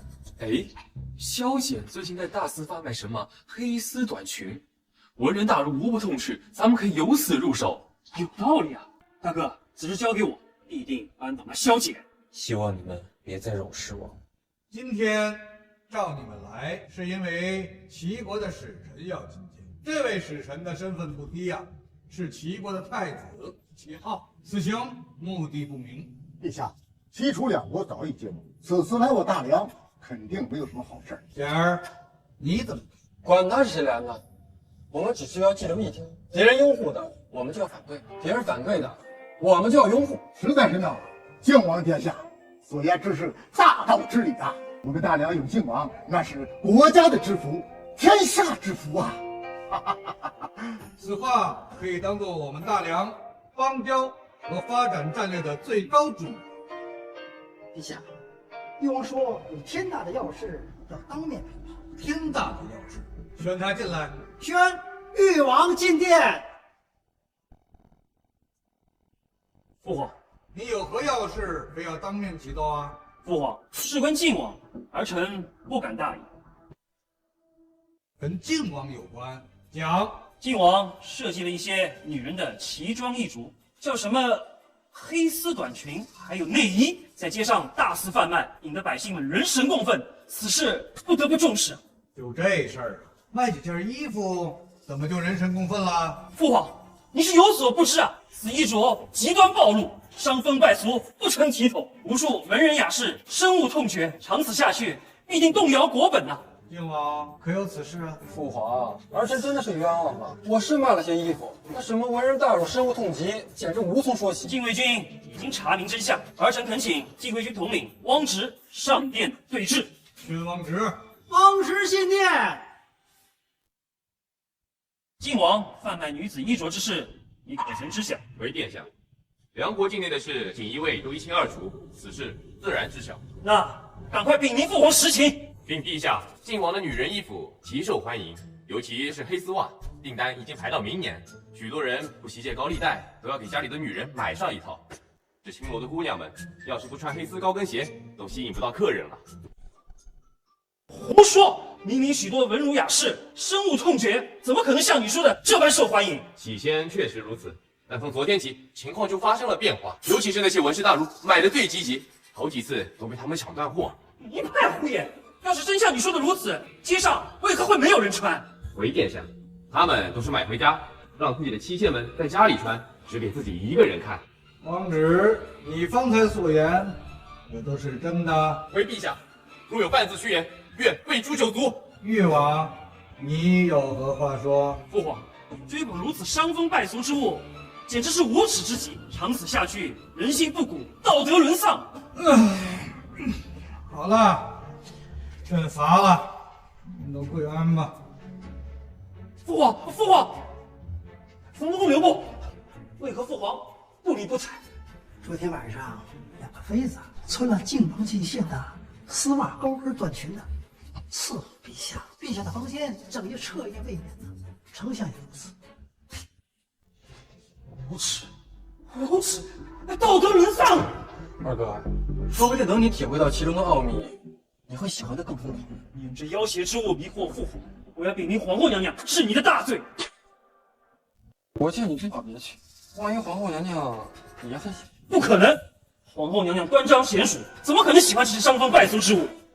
殿下，彩月，你不在皇后娘娘身边服侍，怎么会来到这里？回誉王殿下，奴婢奉皇后娘娘之命，请靖王殿下过去议事。议事？议什么事？回誉王殿下，皇后娘娘很喜欢靖王殿下设计的衣服，想请靖王殿下量身定制几套。你回去告诉皇后娘娘，我马上到。是，殿下。二哥，要不要一起去啊？行，这事没完，你给我等着。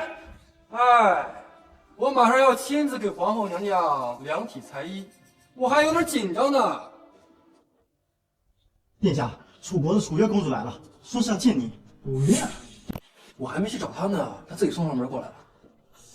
我有这么大魅力吗？殿下，她的身上全是杀气，还带着剑，怕是要谋杀亲夫啊！您还是别去了。怕什么？我的枪可不是吃素的，去把我的杀鸟之鹰拿来。他要是敢轻举妄动，我就让他尝尝枪的滋味。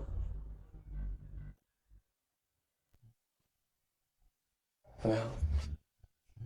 楚月，你不是回楚国了吗？怎么又回来了？想我了？我来调查磨刀军的事。你老实说，大梁究竟有多少磨刀军？现在有100，未来可能有10万、20万，都有可能。你倒是挺诚实。你不是我未来媳妇儿吗？我自然不会骗你了。你一句话吓得我们3国退军，你就不怕我们卷土重来吗？据我所知，楚国现在正在面临蝗虫之灾，明年可能会颗粒无收。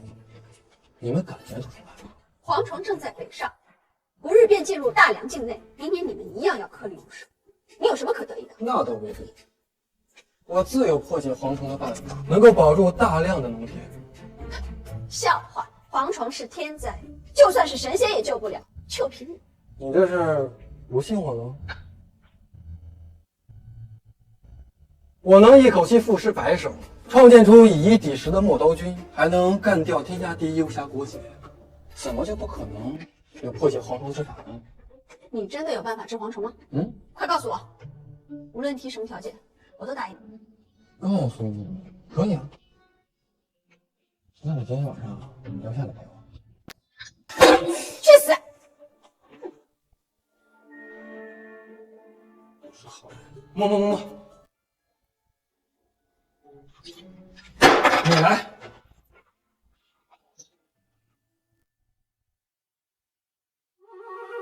公主，要不直接把萧简绑到楚国来，让他帮我们对付蝗虫？这是下策，不到万不得已不能用。蝗虫很快到达梁国，如果他真的有治蝗虫的办法，肯定会使出来，到时候我们偷取便是。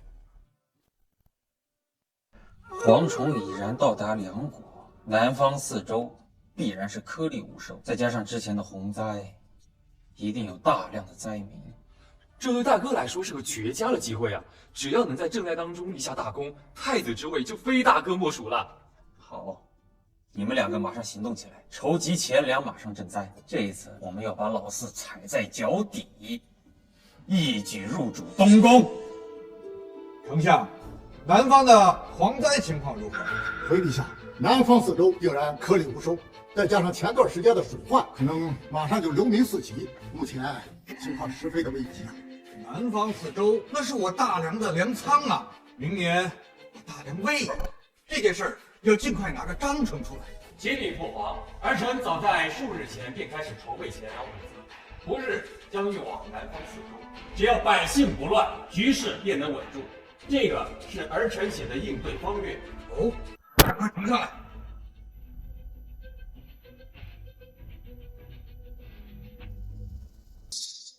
靖王，没想到你竟然想到朕的前面去了。来，你们也都学习学习。不错，庆王果然高瞻远瞩，我等佩服。陛下，庆王的策略完美无缺，臣以为可行。好，那么这件事情就交给庆王去全权负责。臣必全力以赴。但是为了不影响救灾的大局，臣要检举揭发靖王，还请父皇从重处罚。还请父皇从重处罚。你要揭发靖王？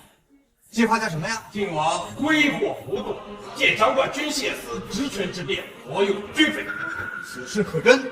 而臣敢用人头担保。这个逆子，把他给我圈来！宣靖王进殿。每次都是大清早的叫人来，你们这些古人都不喜欢睡觉吗参见父皇。咦，这今天氛围怎么有点不对啊？靖王，朝堂议事，你因何不来？儿臣忙于政务，就给忘了。忙着花钱呢。我花的是父皇赏的钱，和大哥有什么关系？放肆！大灾当前，你还挥霍无度，小心今晚我抄了你的靖王府。父皇，你听儿臣解释。还不止如此，靖王还以第一亲王的名誉，下令各地停止倒泔水，甚至要全部储藏起来发酵，搞得各地恶臭难闻，甚至有人因此而致死。丞相，国有此事吗？回陛下，确有此事。不过靖王这样做，肯定有他的道理。他的道理就是玩弄手中的权势，刷存在感，满足自己的虚荣心吧。靖王萧典荒诞放肆，即日起削去他的第一亲王之爵，贬为献王，不，贬为献侯，连降6级，这么狠！父王，儿臣确实花光了所有赏赐，也挪用了军费，也下令不让倒泔水。但我所做的一切，都是为了保住大梁的江山社稷。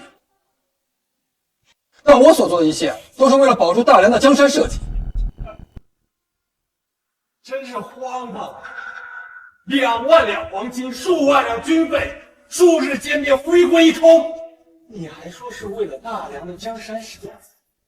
我看你是想谋反！你到底把钱花到哪里去了？还能花去哪儿？以他的鸟性，飞鹰走兽般挥霍了呢。国难当头，他如此荒唐挥霍，真是看错他了。南方4省即将颗粒无收，你不思为国分忧，还如此挥霍无度，太让朕失望了。陛下，靖侯既然这样做，可能确实有他的苦衷，咱不如听听他到底怎么说。父皇，儿臣所有的用度都用来对付黄铜了，因为要确保计划的顺利进行，所以才瞒着所有人，暗中行动。蝗虫是天灾，你人力怎可靠呢？对付蝗虫有2种办法，一是吃，油炸爆炒铁板烧；二是防。我已经研究出一种用泔水发酵制作的生物农药，只要撒在庄稼上，蝗虫避之不及，还有可能会被毒死。幸亏曾经做过泔水发酵制作农药的课题研究，不然这事儿还真不好处理。哎，你脑子是不是有问题？这么恶心的东西竟然还能吃？要不您吃给大家看看，不光是吃死了，可别怪我。要不您吃给大家看看，不光是吃死了，可别怪我。荒唐！蝗虫怎么能吃呢？老四，你可不要胡闹！父皇，儿臣没有胡闹。来人，端上来。父皇，这蝗虫什么味儿的都可以做，总有一款适合你的。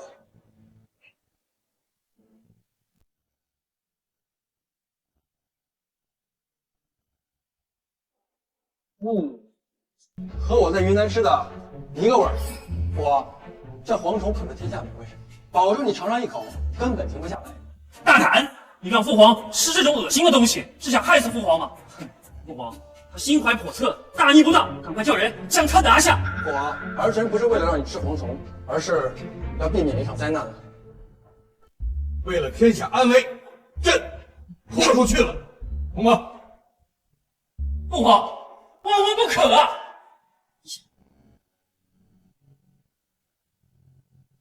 父皇，赶快脱掉，龙体要紧。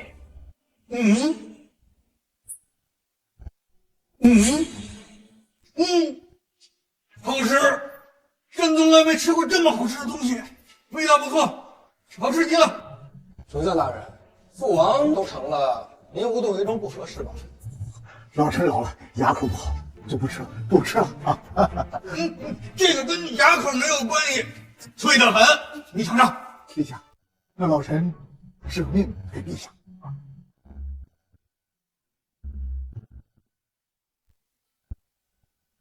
好吃，香，香啊！列位臣工，你们都尝尝。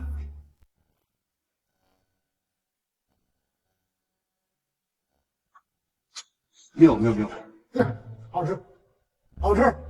大哥，您不尝一个吗？本王是为了天下社稷，当然要以身作则。真难吃。妙啊！哈哈哈哈哈哈！靖王居然能想出这种治蝗虫的办法，连赈灾的粮食都省了不少。不错，靖王奇思妙想，真的是居功至伟。就算蝗虫能吃，他挪用军费，这在大梁律法可是死罪。他挪用军费，这在大梁律法可是死罪。靖王，这个有什么要辩解的？父皇。那些银两用在收购蝗虫和制作喷洒农药的装备上，靠百姓吃肯定是吃不完的。我还发明了一种干保蝗虫的办法，能够将蝗虫制作成精粮，收购大量蝗虫，能够大量提高百姓捕捉蝗虫的积极性。靖王此举简直是旷世壮举，足以抵了这个挪用军费之罪。不，父皇，这只是他的一面之词，谁知道那收购的蝗虫是不是真能制成军粮，还有那个农药是不是真的有效？既然你们都收到消息了，那么锦衣卫那边应该也收到了吧？陛下，南方四周的蝗灾有消息了，快说！据锦衣卫密探回报，四周官府按照靖王殿下所撰写的治蝗虫指南，带领百姓吃蝗虫，还设置上千个点收购蝗虫，加工用作军粮。目前已加工蝗虫军粮近10000斤。那个什么农药呢？真的有效吗？确实有效，锦衣卫密探亲自见证。等打过泔水农药后，蝗虫都远远避开，不再啃食庄稼。既然真的有效，这样既能充实军粮，又能保住青苗，真是一举两得呀！啊，是。靖王，那个什么吃蝗虫指南又是个什么东西啊？禀父皇，吃蝗虫指南除了能够教百姓如何制作蝗虫外，更重要的是教百姓如何辨别蝗虫。蝗灾中有大量蝗虫是有毒的，不是所有的蝗虫都可以吃。赶快呈上来。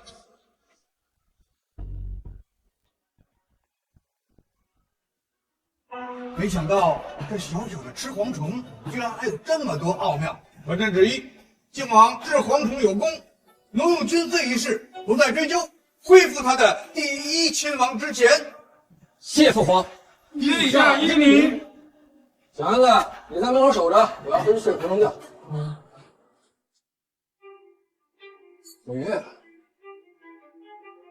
你怎么进来的？你真的有办法治蝗虫吗？当然了。而且效果很好。楚月，虽然真的很想娶你，但是你今天有点主动，我有点慌张。我想知道治蝗虫的办法，你说过的，只要陪你睡，你就会告诉我。我本想等着偷学，但楚国已经等不起。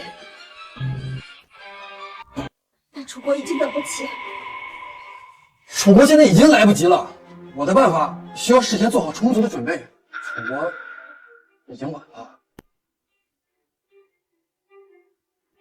你明知道治蝗虫的办法，你为什么不说？你就眼睁睁看着楚国的百姓遭受蝗灾，你的良心不会痛吗？见死不救，你这毒杀人有何两样？我是梁国的皇子，又不是你们楚国的，我为什么要告诉你楚国？楚月，你若真心实意想嫁给我的话，明年楚国的蝗灾，我有办法帮你们解决。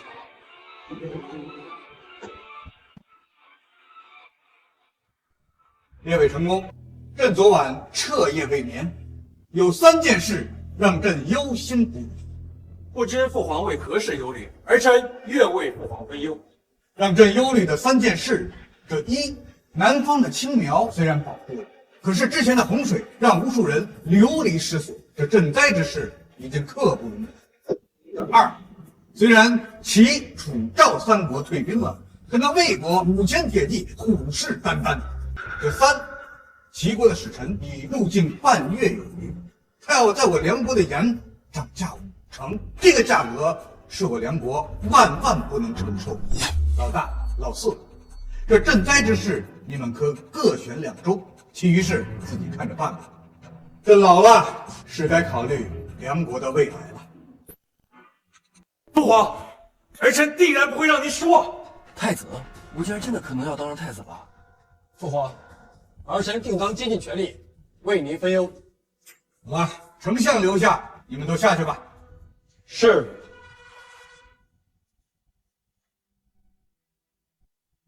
你说他们2个谁会胜出啊？回陛下，臣以为晋王天会聪颖，定能胜出。把大梁交到他的手里，应该是最完美的选择。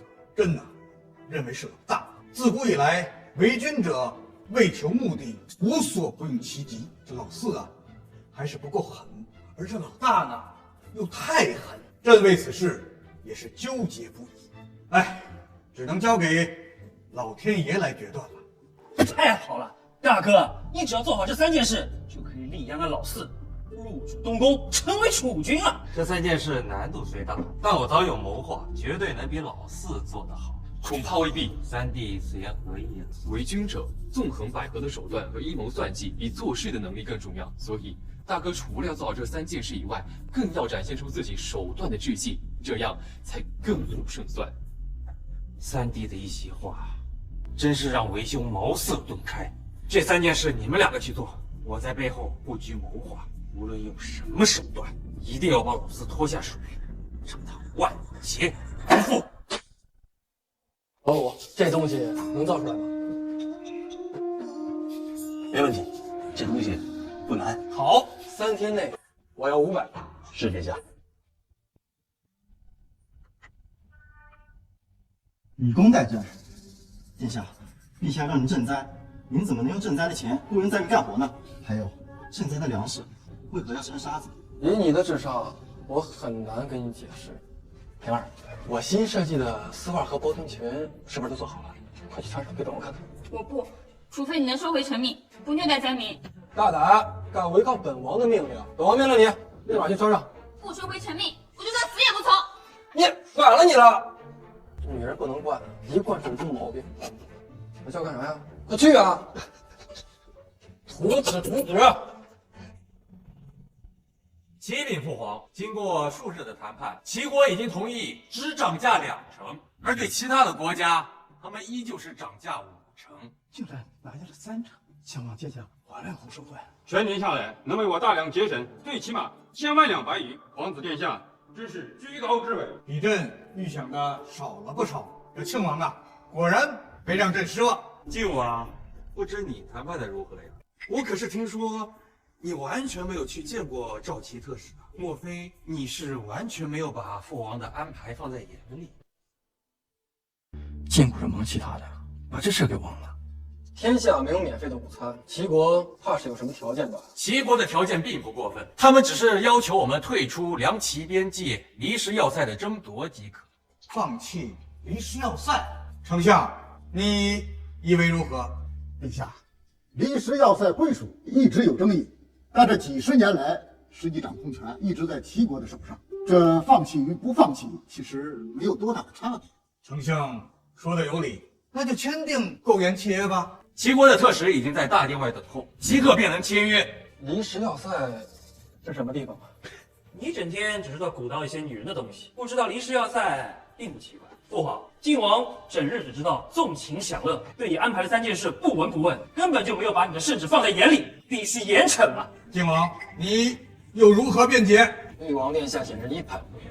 儿臣早在2个月前就已经有了购言之法。笑话！2个月前，齐国还没有提出涨价，你何来的谋划？我这叫居安思危，高瞻远瞩。我跟你说了，你也不懂。那你说说，你有什么谋划？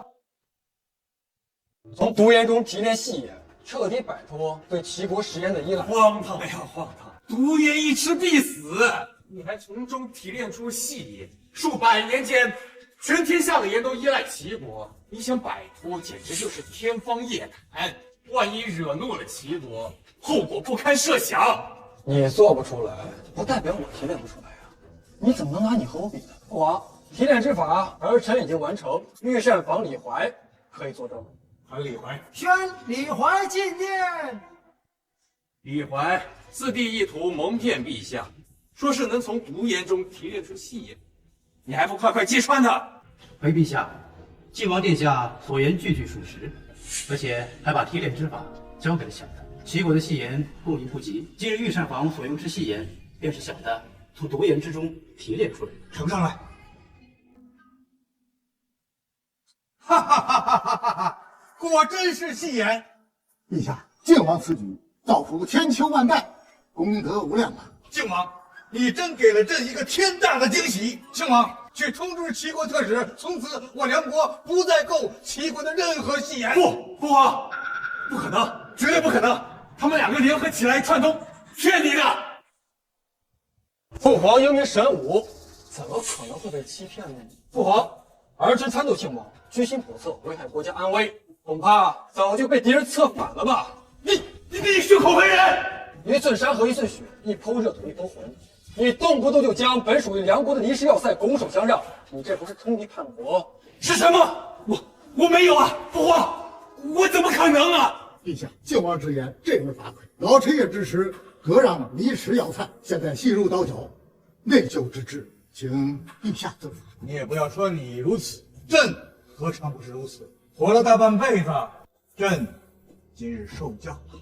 父皇，您无需自责，不是您的错，您只需要惩罚大哥就行。儿臣知错了，儿臣知错了。起来吧，把你们手上的事情做好即可，其他的事以后再说。可恶，太可恶了！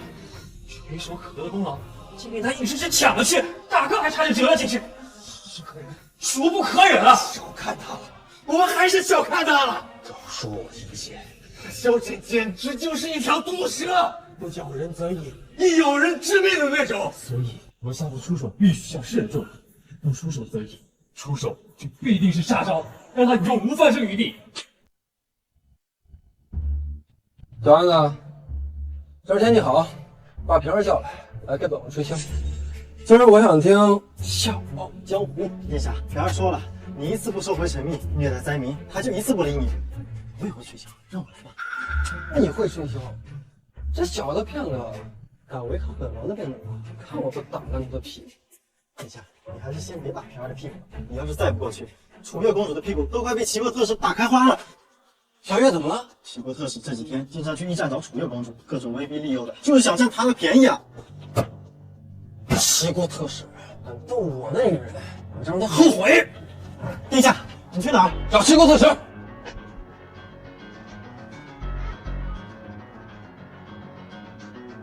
楚月公主，齐哈，你想要粮食救楚国没问题，我齐国可以平价卖给你；你想要盐也没问题，我齐国可以不涨价，按往年价格卖给你。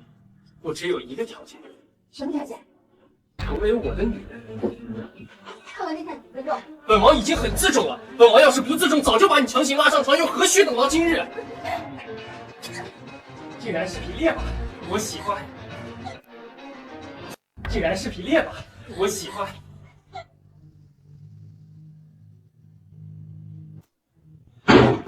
住手！滚蛋！别影响本王办事儿！敢在我大连的地盘上调戏良家妇女，找死！齐国殿下，我是齐国康王未来的太子。齐国康王，我让你齐国康王，齐国康王。小姐，你别打他了，你给他打出个好歹来，后果你承担不起的。好啊你，楚月，原来你们是一伙的。我命令你马上杀了他，不然的话，你们楚国别想得到齐国的干金岩。走吧，别在这里面了。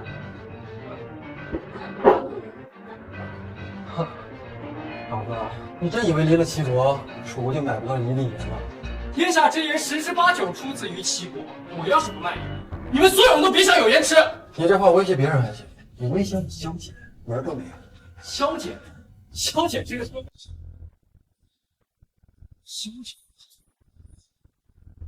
你就是萧姐？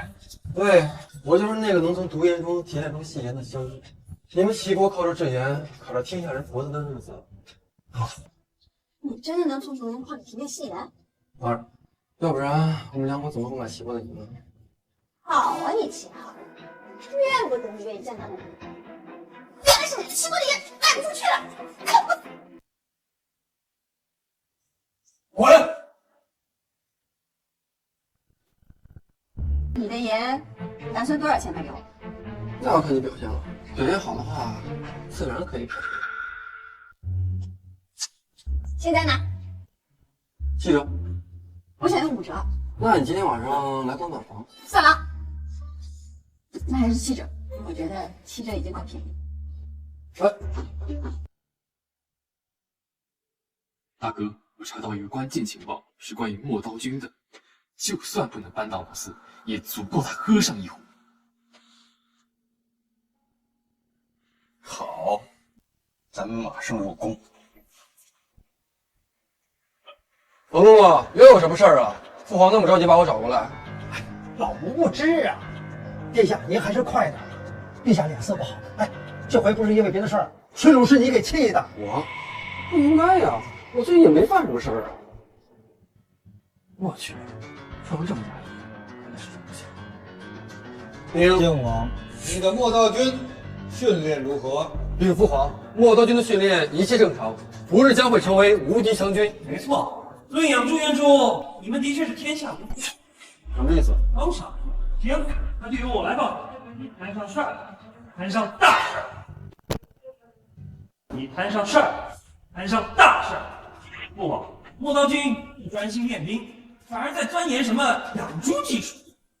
特别是陌刀军的主将黄天虎，到处在讲授什么母猪的产后护理，这成何体统？这成何体统啊！而且他们还竟然到处传授什么阉猪技术，猪好端端的活着，竟然把它给阉了，是可忍，孰不可忍！是啊，就是太残忍了。我还以为是什么大事呢，就这破事儿。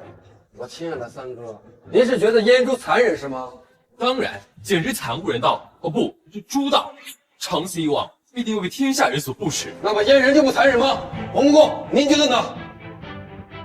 老奴是能够不是陛下，这怎么叫做残忍呢？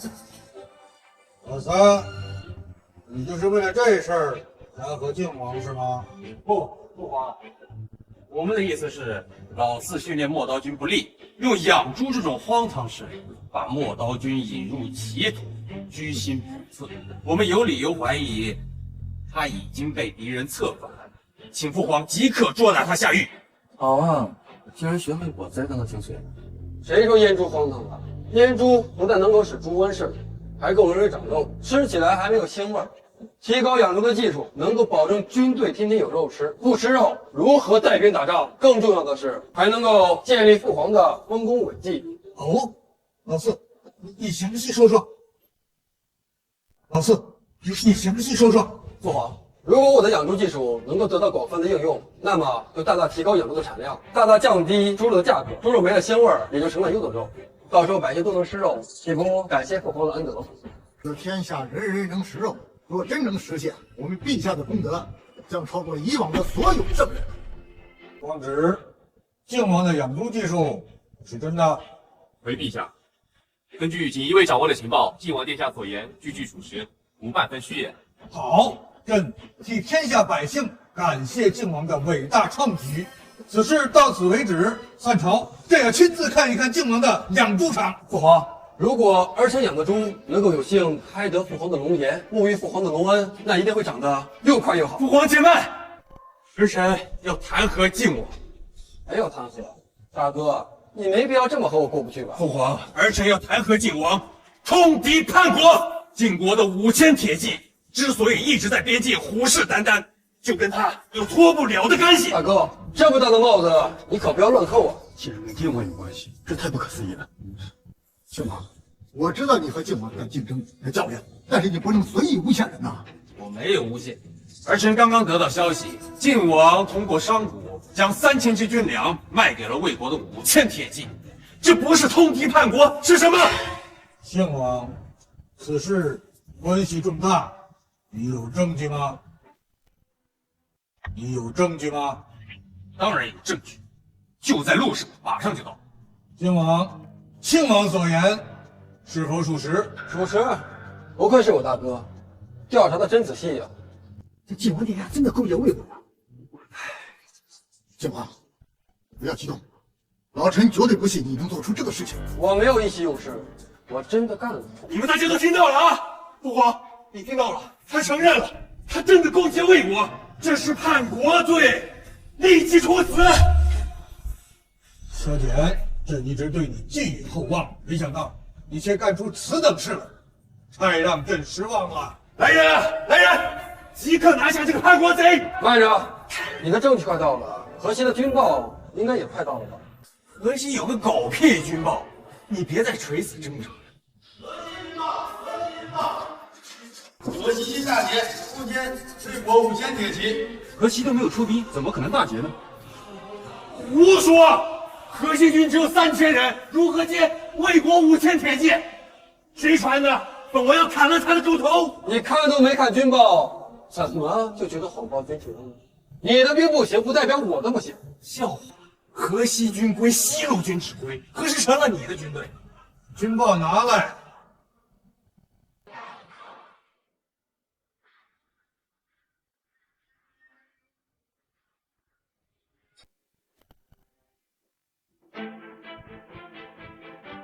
好，好，太好了！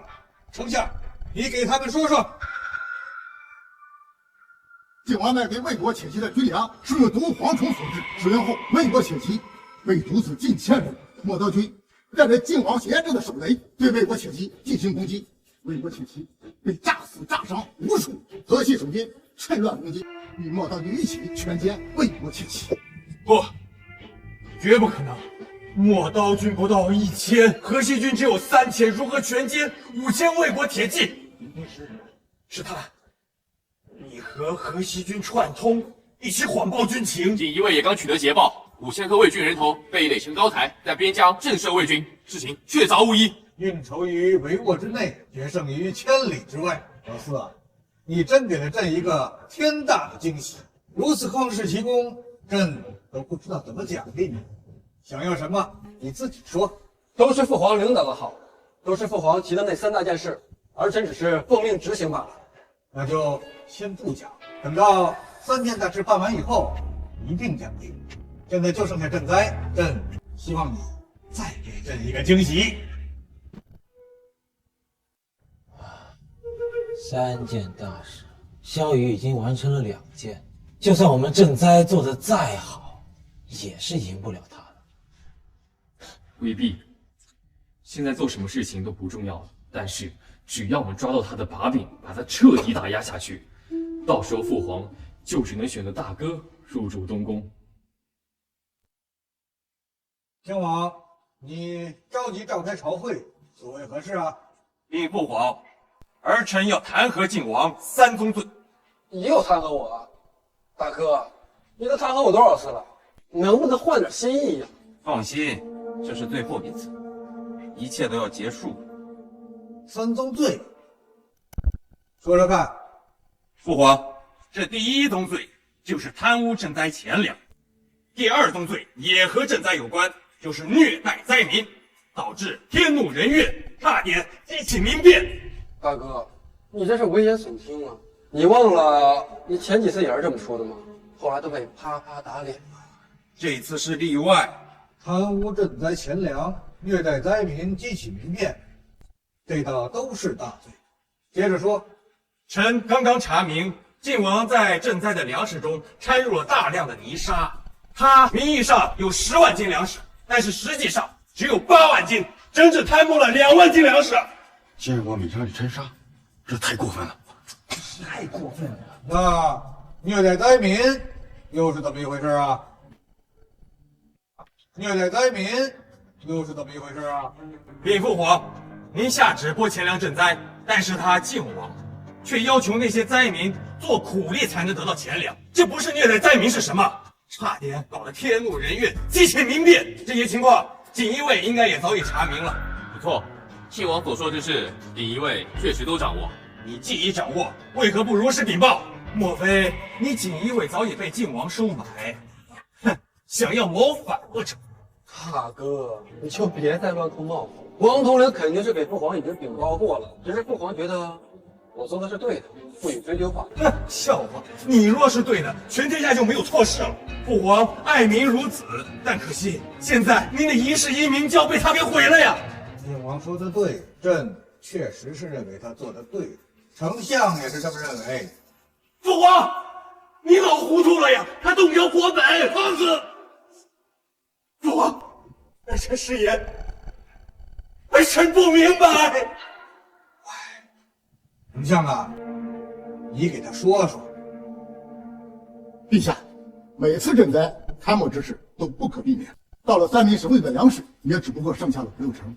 这碗粮食里边掺泥沙，各级官员因为嫌弃就不会再参谋。据锦衣卫调查，此次由靖王负责的粮米都全部发放到了灾民手里，而翼王负责的只发放了5成。丞相，您这是强词夺理。他掺了泥沙，百姓怎么吃？他掺了泥沙，百姓怎么吃？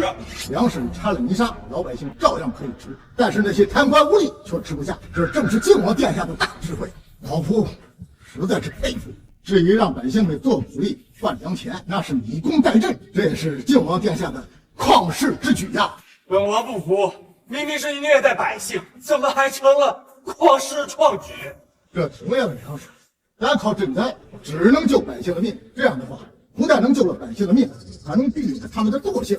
至于兴建工程分收入还是百姓，这难道不是旷世之举吗？的确如此，靖王大才，不错，此次创举真是让人拍案叫绝啊！靖王的才智真不如语，他足以为朕师。大哥不是说了？大哥别急，我们还有最后一个机会，定然能反戈一击。多谢父皇，多谢丞相，多谢大臣，多谢你们的肯定。只是我也是站在巨人的肩膀上，不敢鞠躬。倒是大哥的脸色现在有点难看，不知道是不是身体不舒服。哦，对了，您说我有3宗罪，您只说了2宗，你最后1宗呢？当然有，你先别得意，这最后一罪，我看不死。还是这么自信。前2宗的时候，你也是这么自信，我还是被啪啪打脸。这最后一罪，关乎梁国存亡，就是神仙下来也救不得你，就是神仙下来也救不得你。这第3宗罪为何？你快说。父皇，儿臣上午刚刚得到情报，齐国起30万大军进攻我梁国，原因就是萧简殴打齐国特使齐浩。齐国扬言必须处死萧简才可退兵，否则就要亡我大梁。齐国的国书就在路上，不日即到。30万大军，我大梁威严，齐国强大，我大梁根本不是对手。靖王殿下太冲动了。30万大军，真有此事吗？陛下，锦衣卫刚传来消息，的确如亲王所言，齐国已经出兵了。这齐国素来强大，我应该如何应对？大家都说说。父皇，齐国的要求已经很清楚了，只要处死靖王即可。虽然靖王大才，齐国的要求也属实过分，但为了大梁，父皇得早点做决断呢。陛下，你应该早做决断呢。丞相，你怎么看？陛下，靖王确实有些冲动。齐浩是齐国未来的国君，他打的不是齐浩的脸，而是整个齐国的脸。要不这样，在线上靖王下对礼书，公开向齐国道歉，然后再谈赔偿如何？这也不失为一个办法。老四啊，这大敌当前，为了国家，只好委屈你了。当今齐地一言九鼎，绝不可能接受你们的条件。四弟，就麻烦你为国牺牲吧。都是他惹的祸，处死也活该，处死也活该。还没打呢就怂了，你们也好意思站在这朝堂之上，真是太让我失望了。齐国强大，楚国和赵国还在一旁虎视眈眈，咱们拿什么打？朕知道你委屈，但是这梁国和齐国一旦开战，楚赵魏三国必然不会做事，到时候就是四国伐梁，后果不堪设想。父皇，如果楚国与梁国结盟呢？楚国已经与齐国结盟，怎么又会和咱们梁国结盟？这个不用你告诉我，你只需要告诉我，如果楚国与梁国结盟，那么齐国还敢再打梁国吗？梁楚结盟，梁佣兵51万，齐国自然不敢攻梁。好，有请父皇召见楚国公主，我有办法说服她，让楚国与梁国结盟。楚越公主凭什么听你啊？就凭她比试输了，你真以为楚国会遵守承诺把她嫁给你？你还真是天真呐！当然没有那么天真了，只不过我能帮楚国解决明年的饥荒问题。你来拯救楚国明年的饥荒，真是滑天下之大稽呀！以你的智商，我也无需跟你解释。还请父皇立刻召见楚越公主，她是楚王最信任的人，我相信一定能够代表楚王的意志。好，那朕就让你试上一试。楚国使人见梁帝陛下这么急着召楚越来，有何好事啊？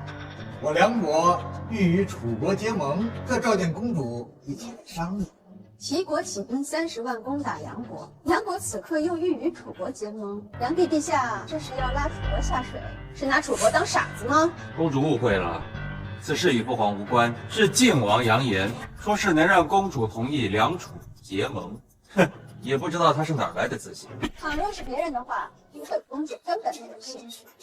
但是晋王的话，本公主倒是想听一听。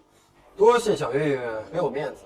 之前对你说过，楚国面临蝗灾，明年庄稼将颗粒无收，遇到大饥荒，而我可以帮楚国解决此事。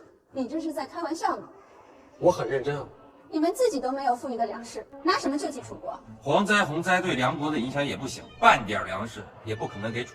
没错，陛下，咱们大梁自己粮食都不够吃，不能给楚国啊。老四要以梁与楚结盟，朕也不会同意。朕不能为了屁股下的这张龙椅，眼看着百姓饿死。父皇放心，拯救楚国的危机不需要用到梁国的半点粮食，只需要一张纸足矣。一张纸就是黄金做的，又有何用？晋王殿下，你是在戏耍本公主吗？这纸竟好过我楚国宣纸的10倍不止，你从哪里得到的？我自己发明的。你发明的？当然，这张纸的制作流程十分简单，而成本只有楚国宣纸的1/10，售价可以卖到楚国宣纸的数10倍，而制作原料只需要用楚国常见的芦苇即可。幸亏前世圣人研究过造纸术，不然今天这事就没办了。你说的可都是真的？当然。只要楚国同意与梁国结盟，我就即刻把说明书交给你。宣纸是楚国的经济命脉，到时候用我的造纸术，楚国能多赚上数10倍，还愁买不到粮食吗？那倘若我要是不答应，你就会自己造纸，就彻底断了我楚国的经济命脉。小玉，还要说的那么直接吗？楚越公主，千万别信他的鬼话，他一定是骗子。大哥说的没错，我也从未听闻过天下有如此之神奇造纸之术，定是欺人的。定是欺人的。证明给我看。我在府中设了个小作坊，我可以带你去看。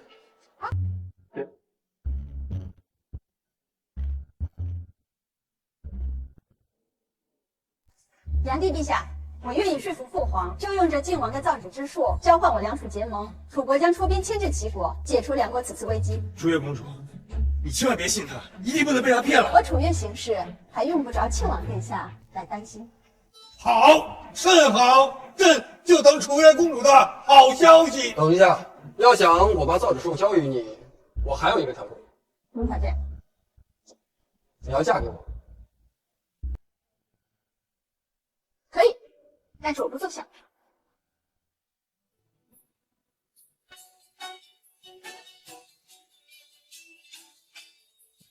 楚越公主，从即刻起，我梁国和楚国就是盟友了。一荣俱荣，一损俱损啊！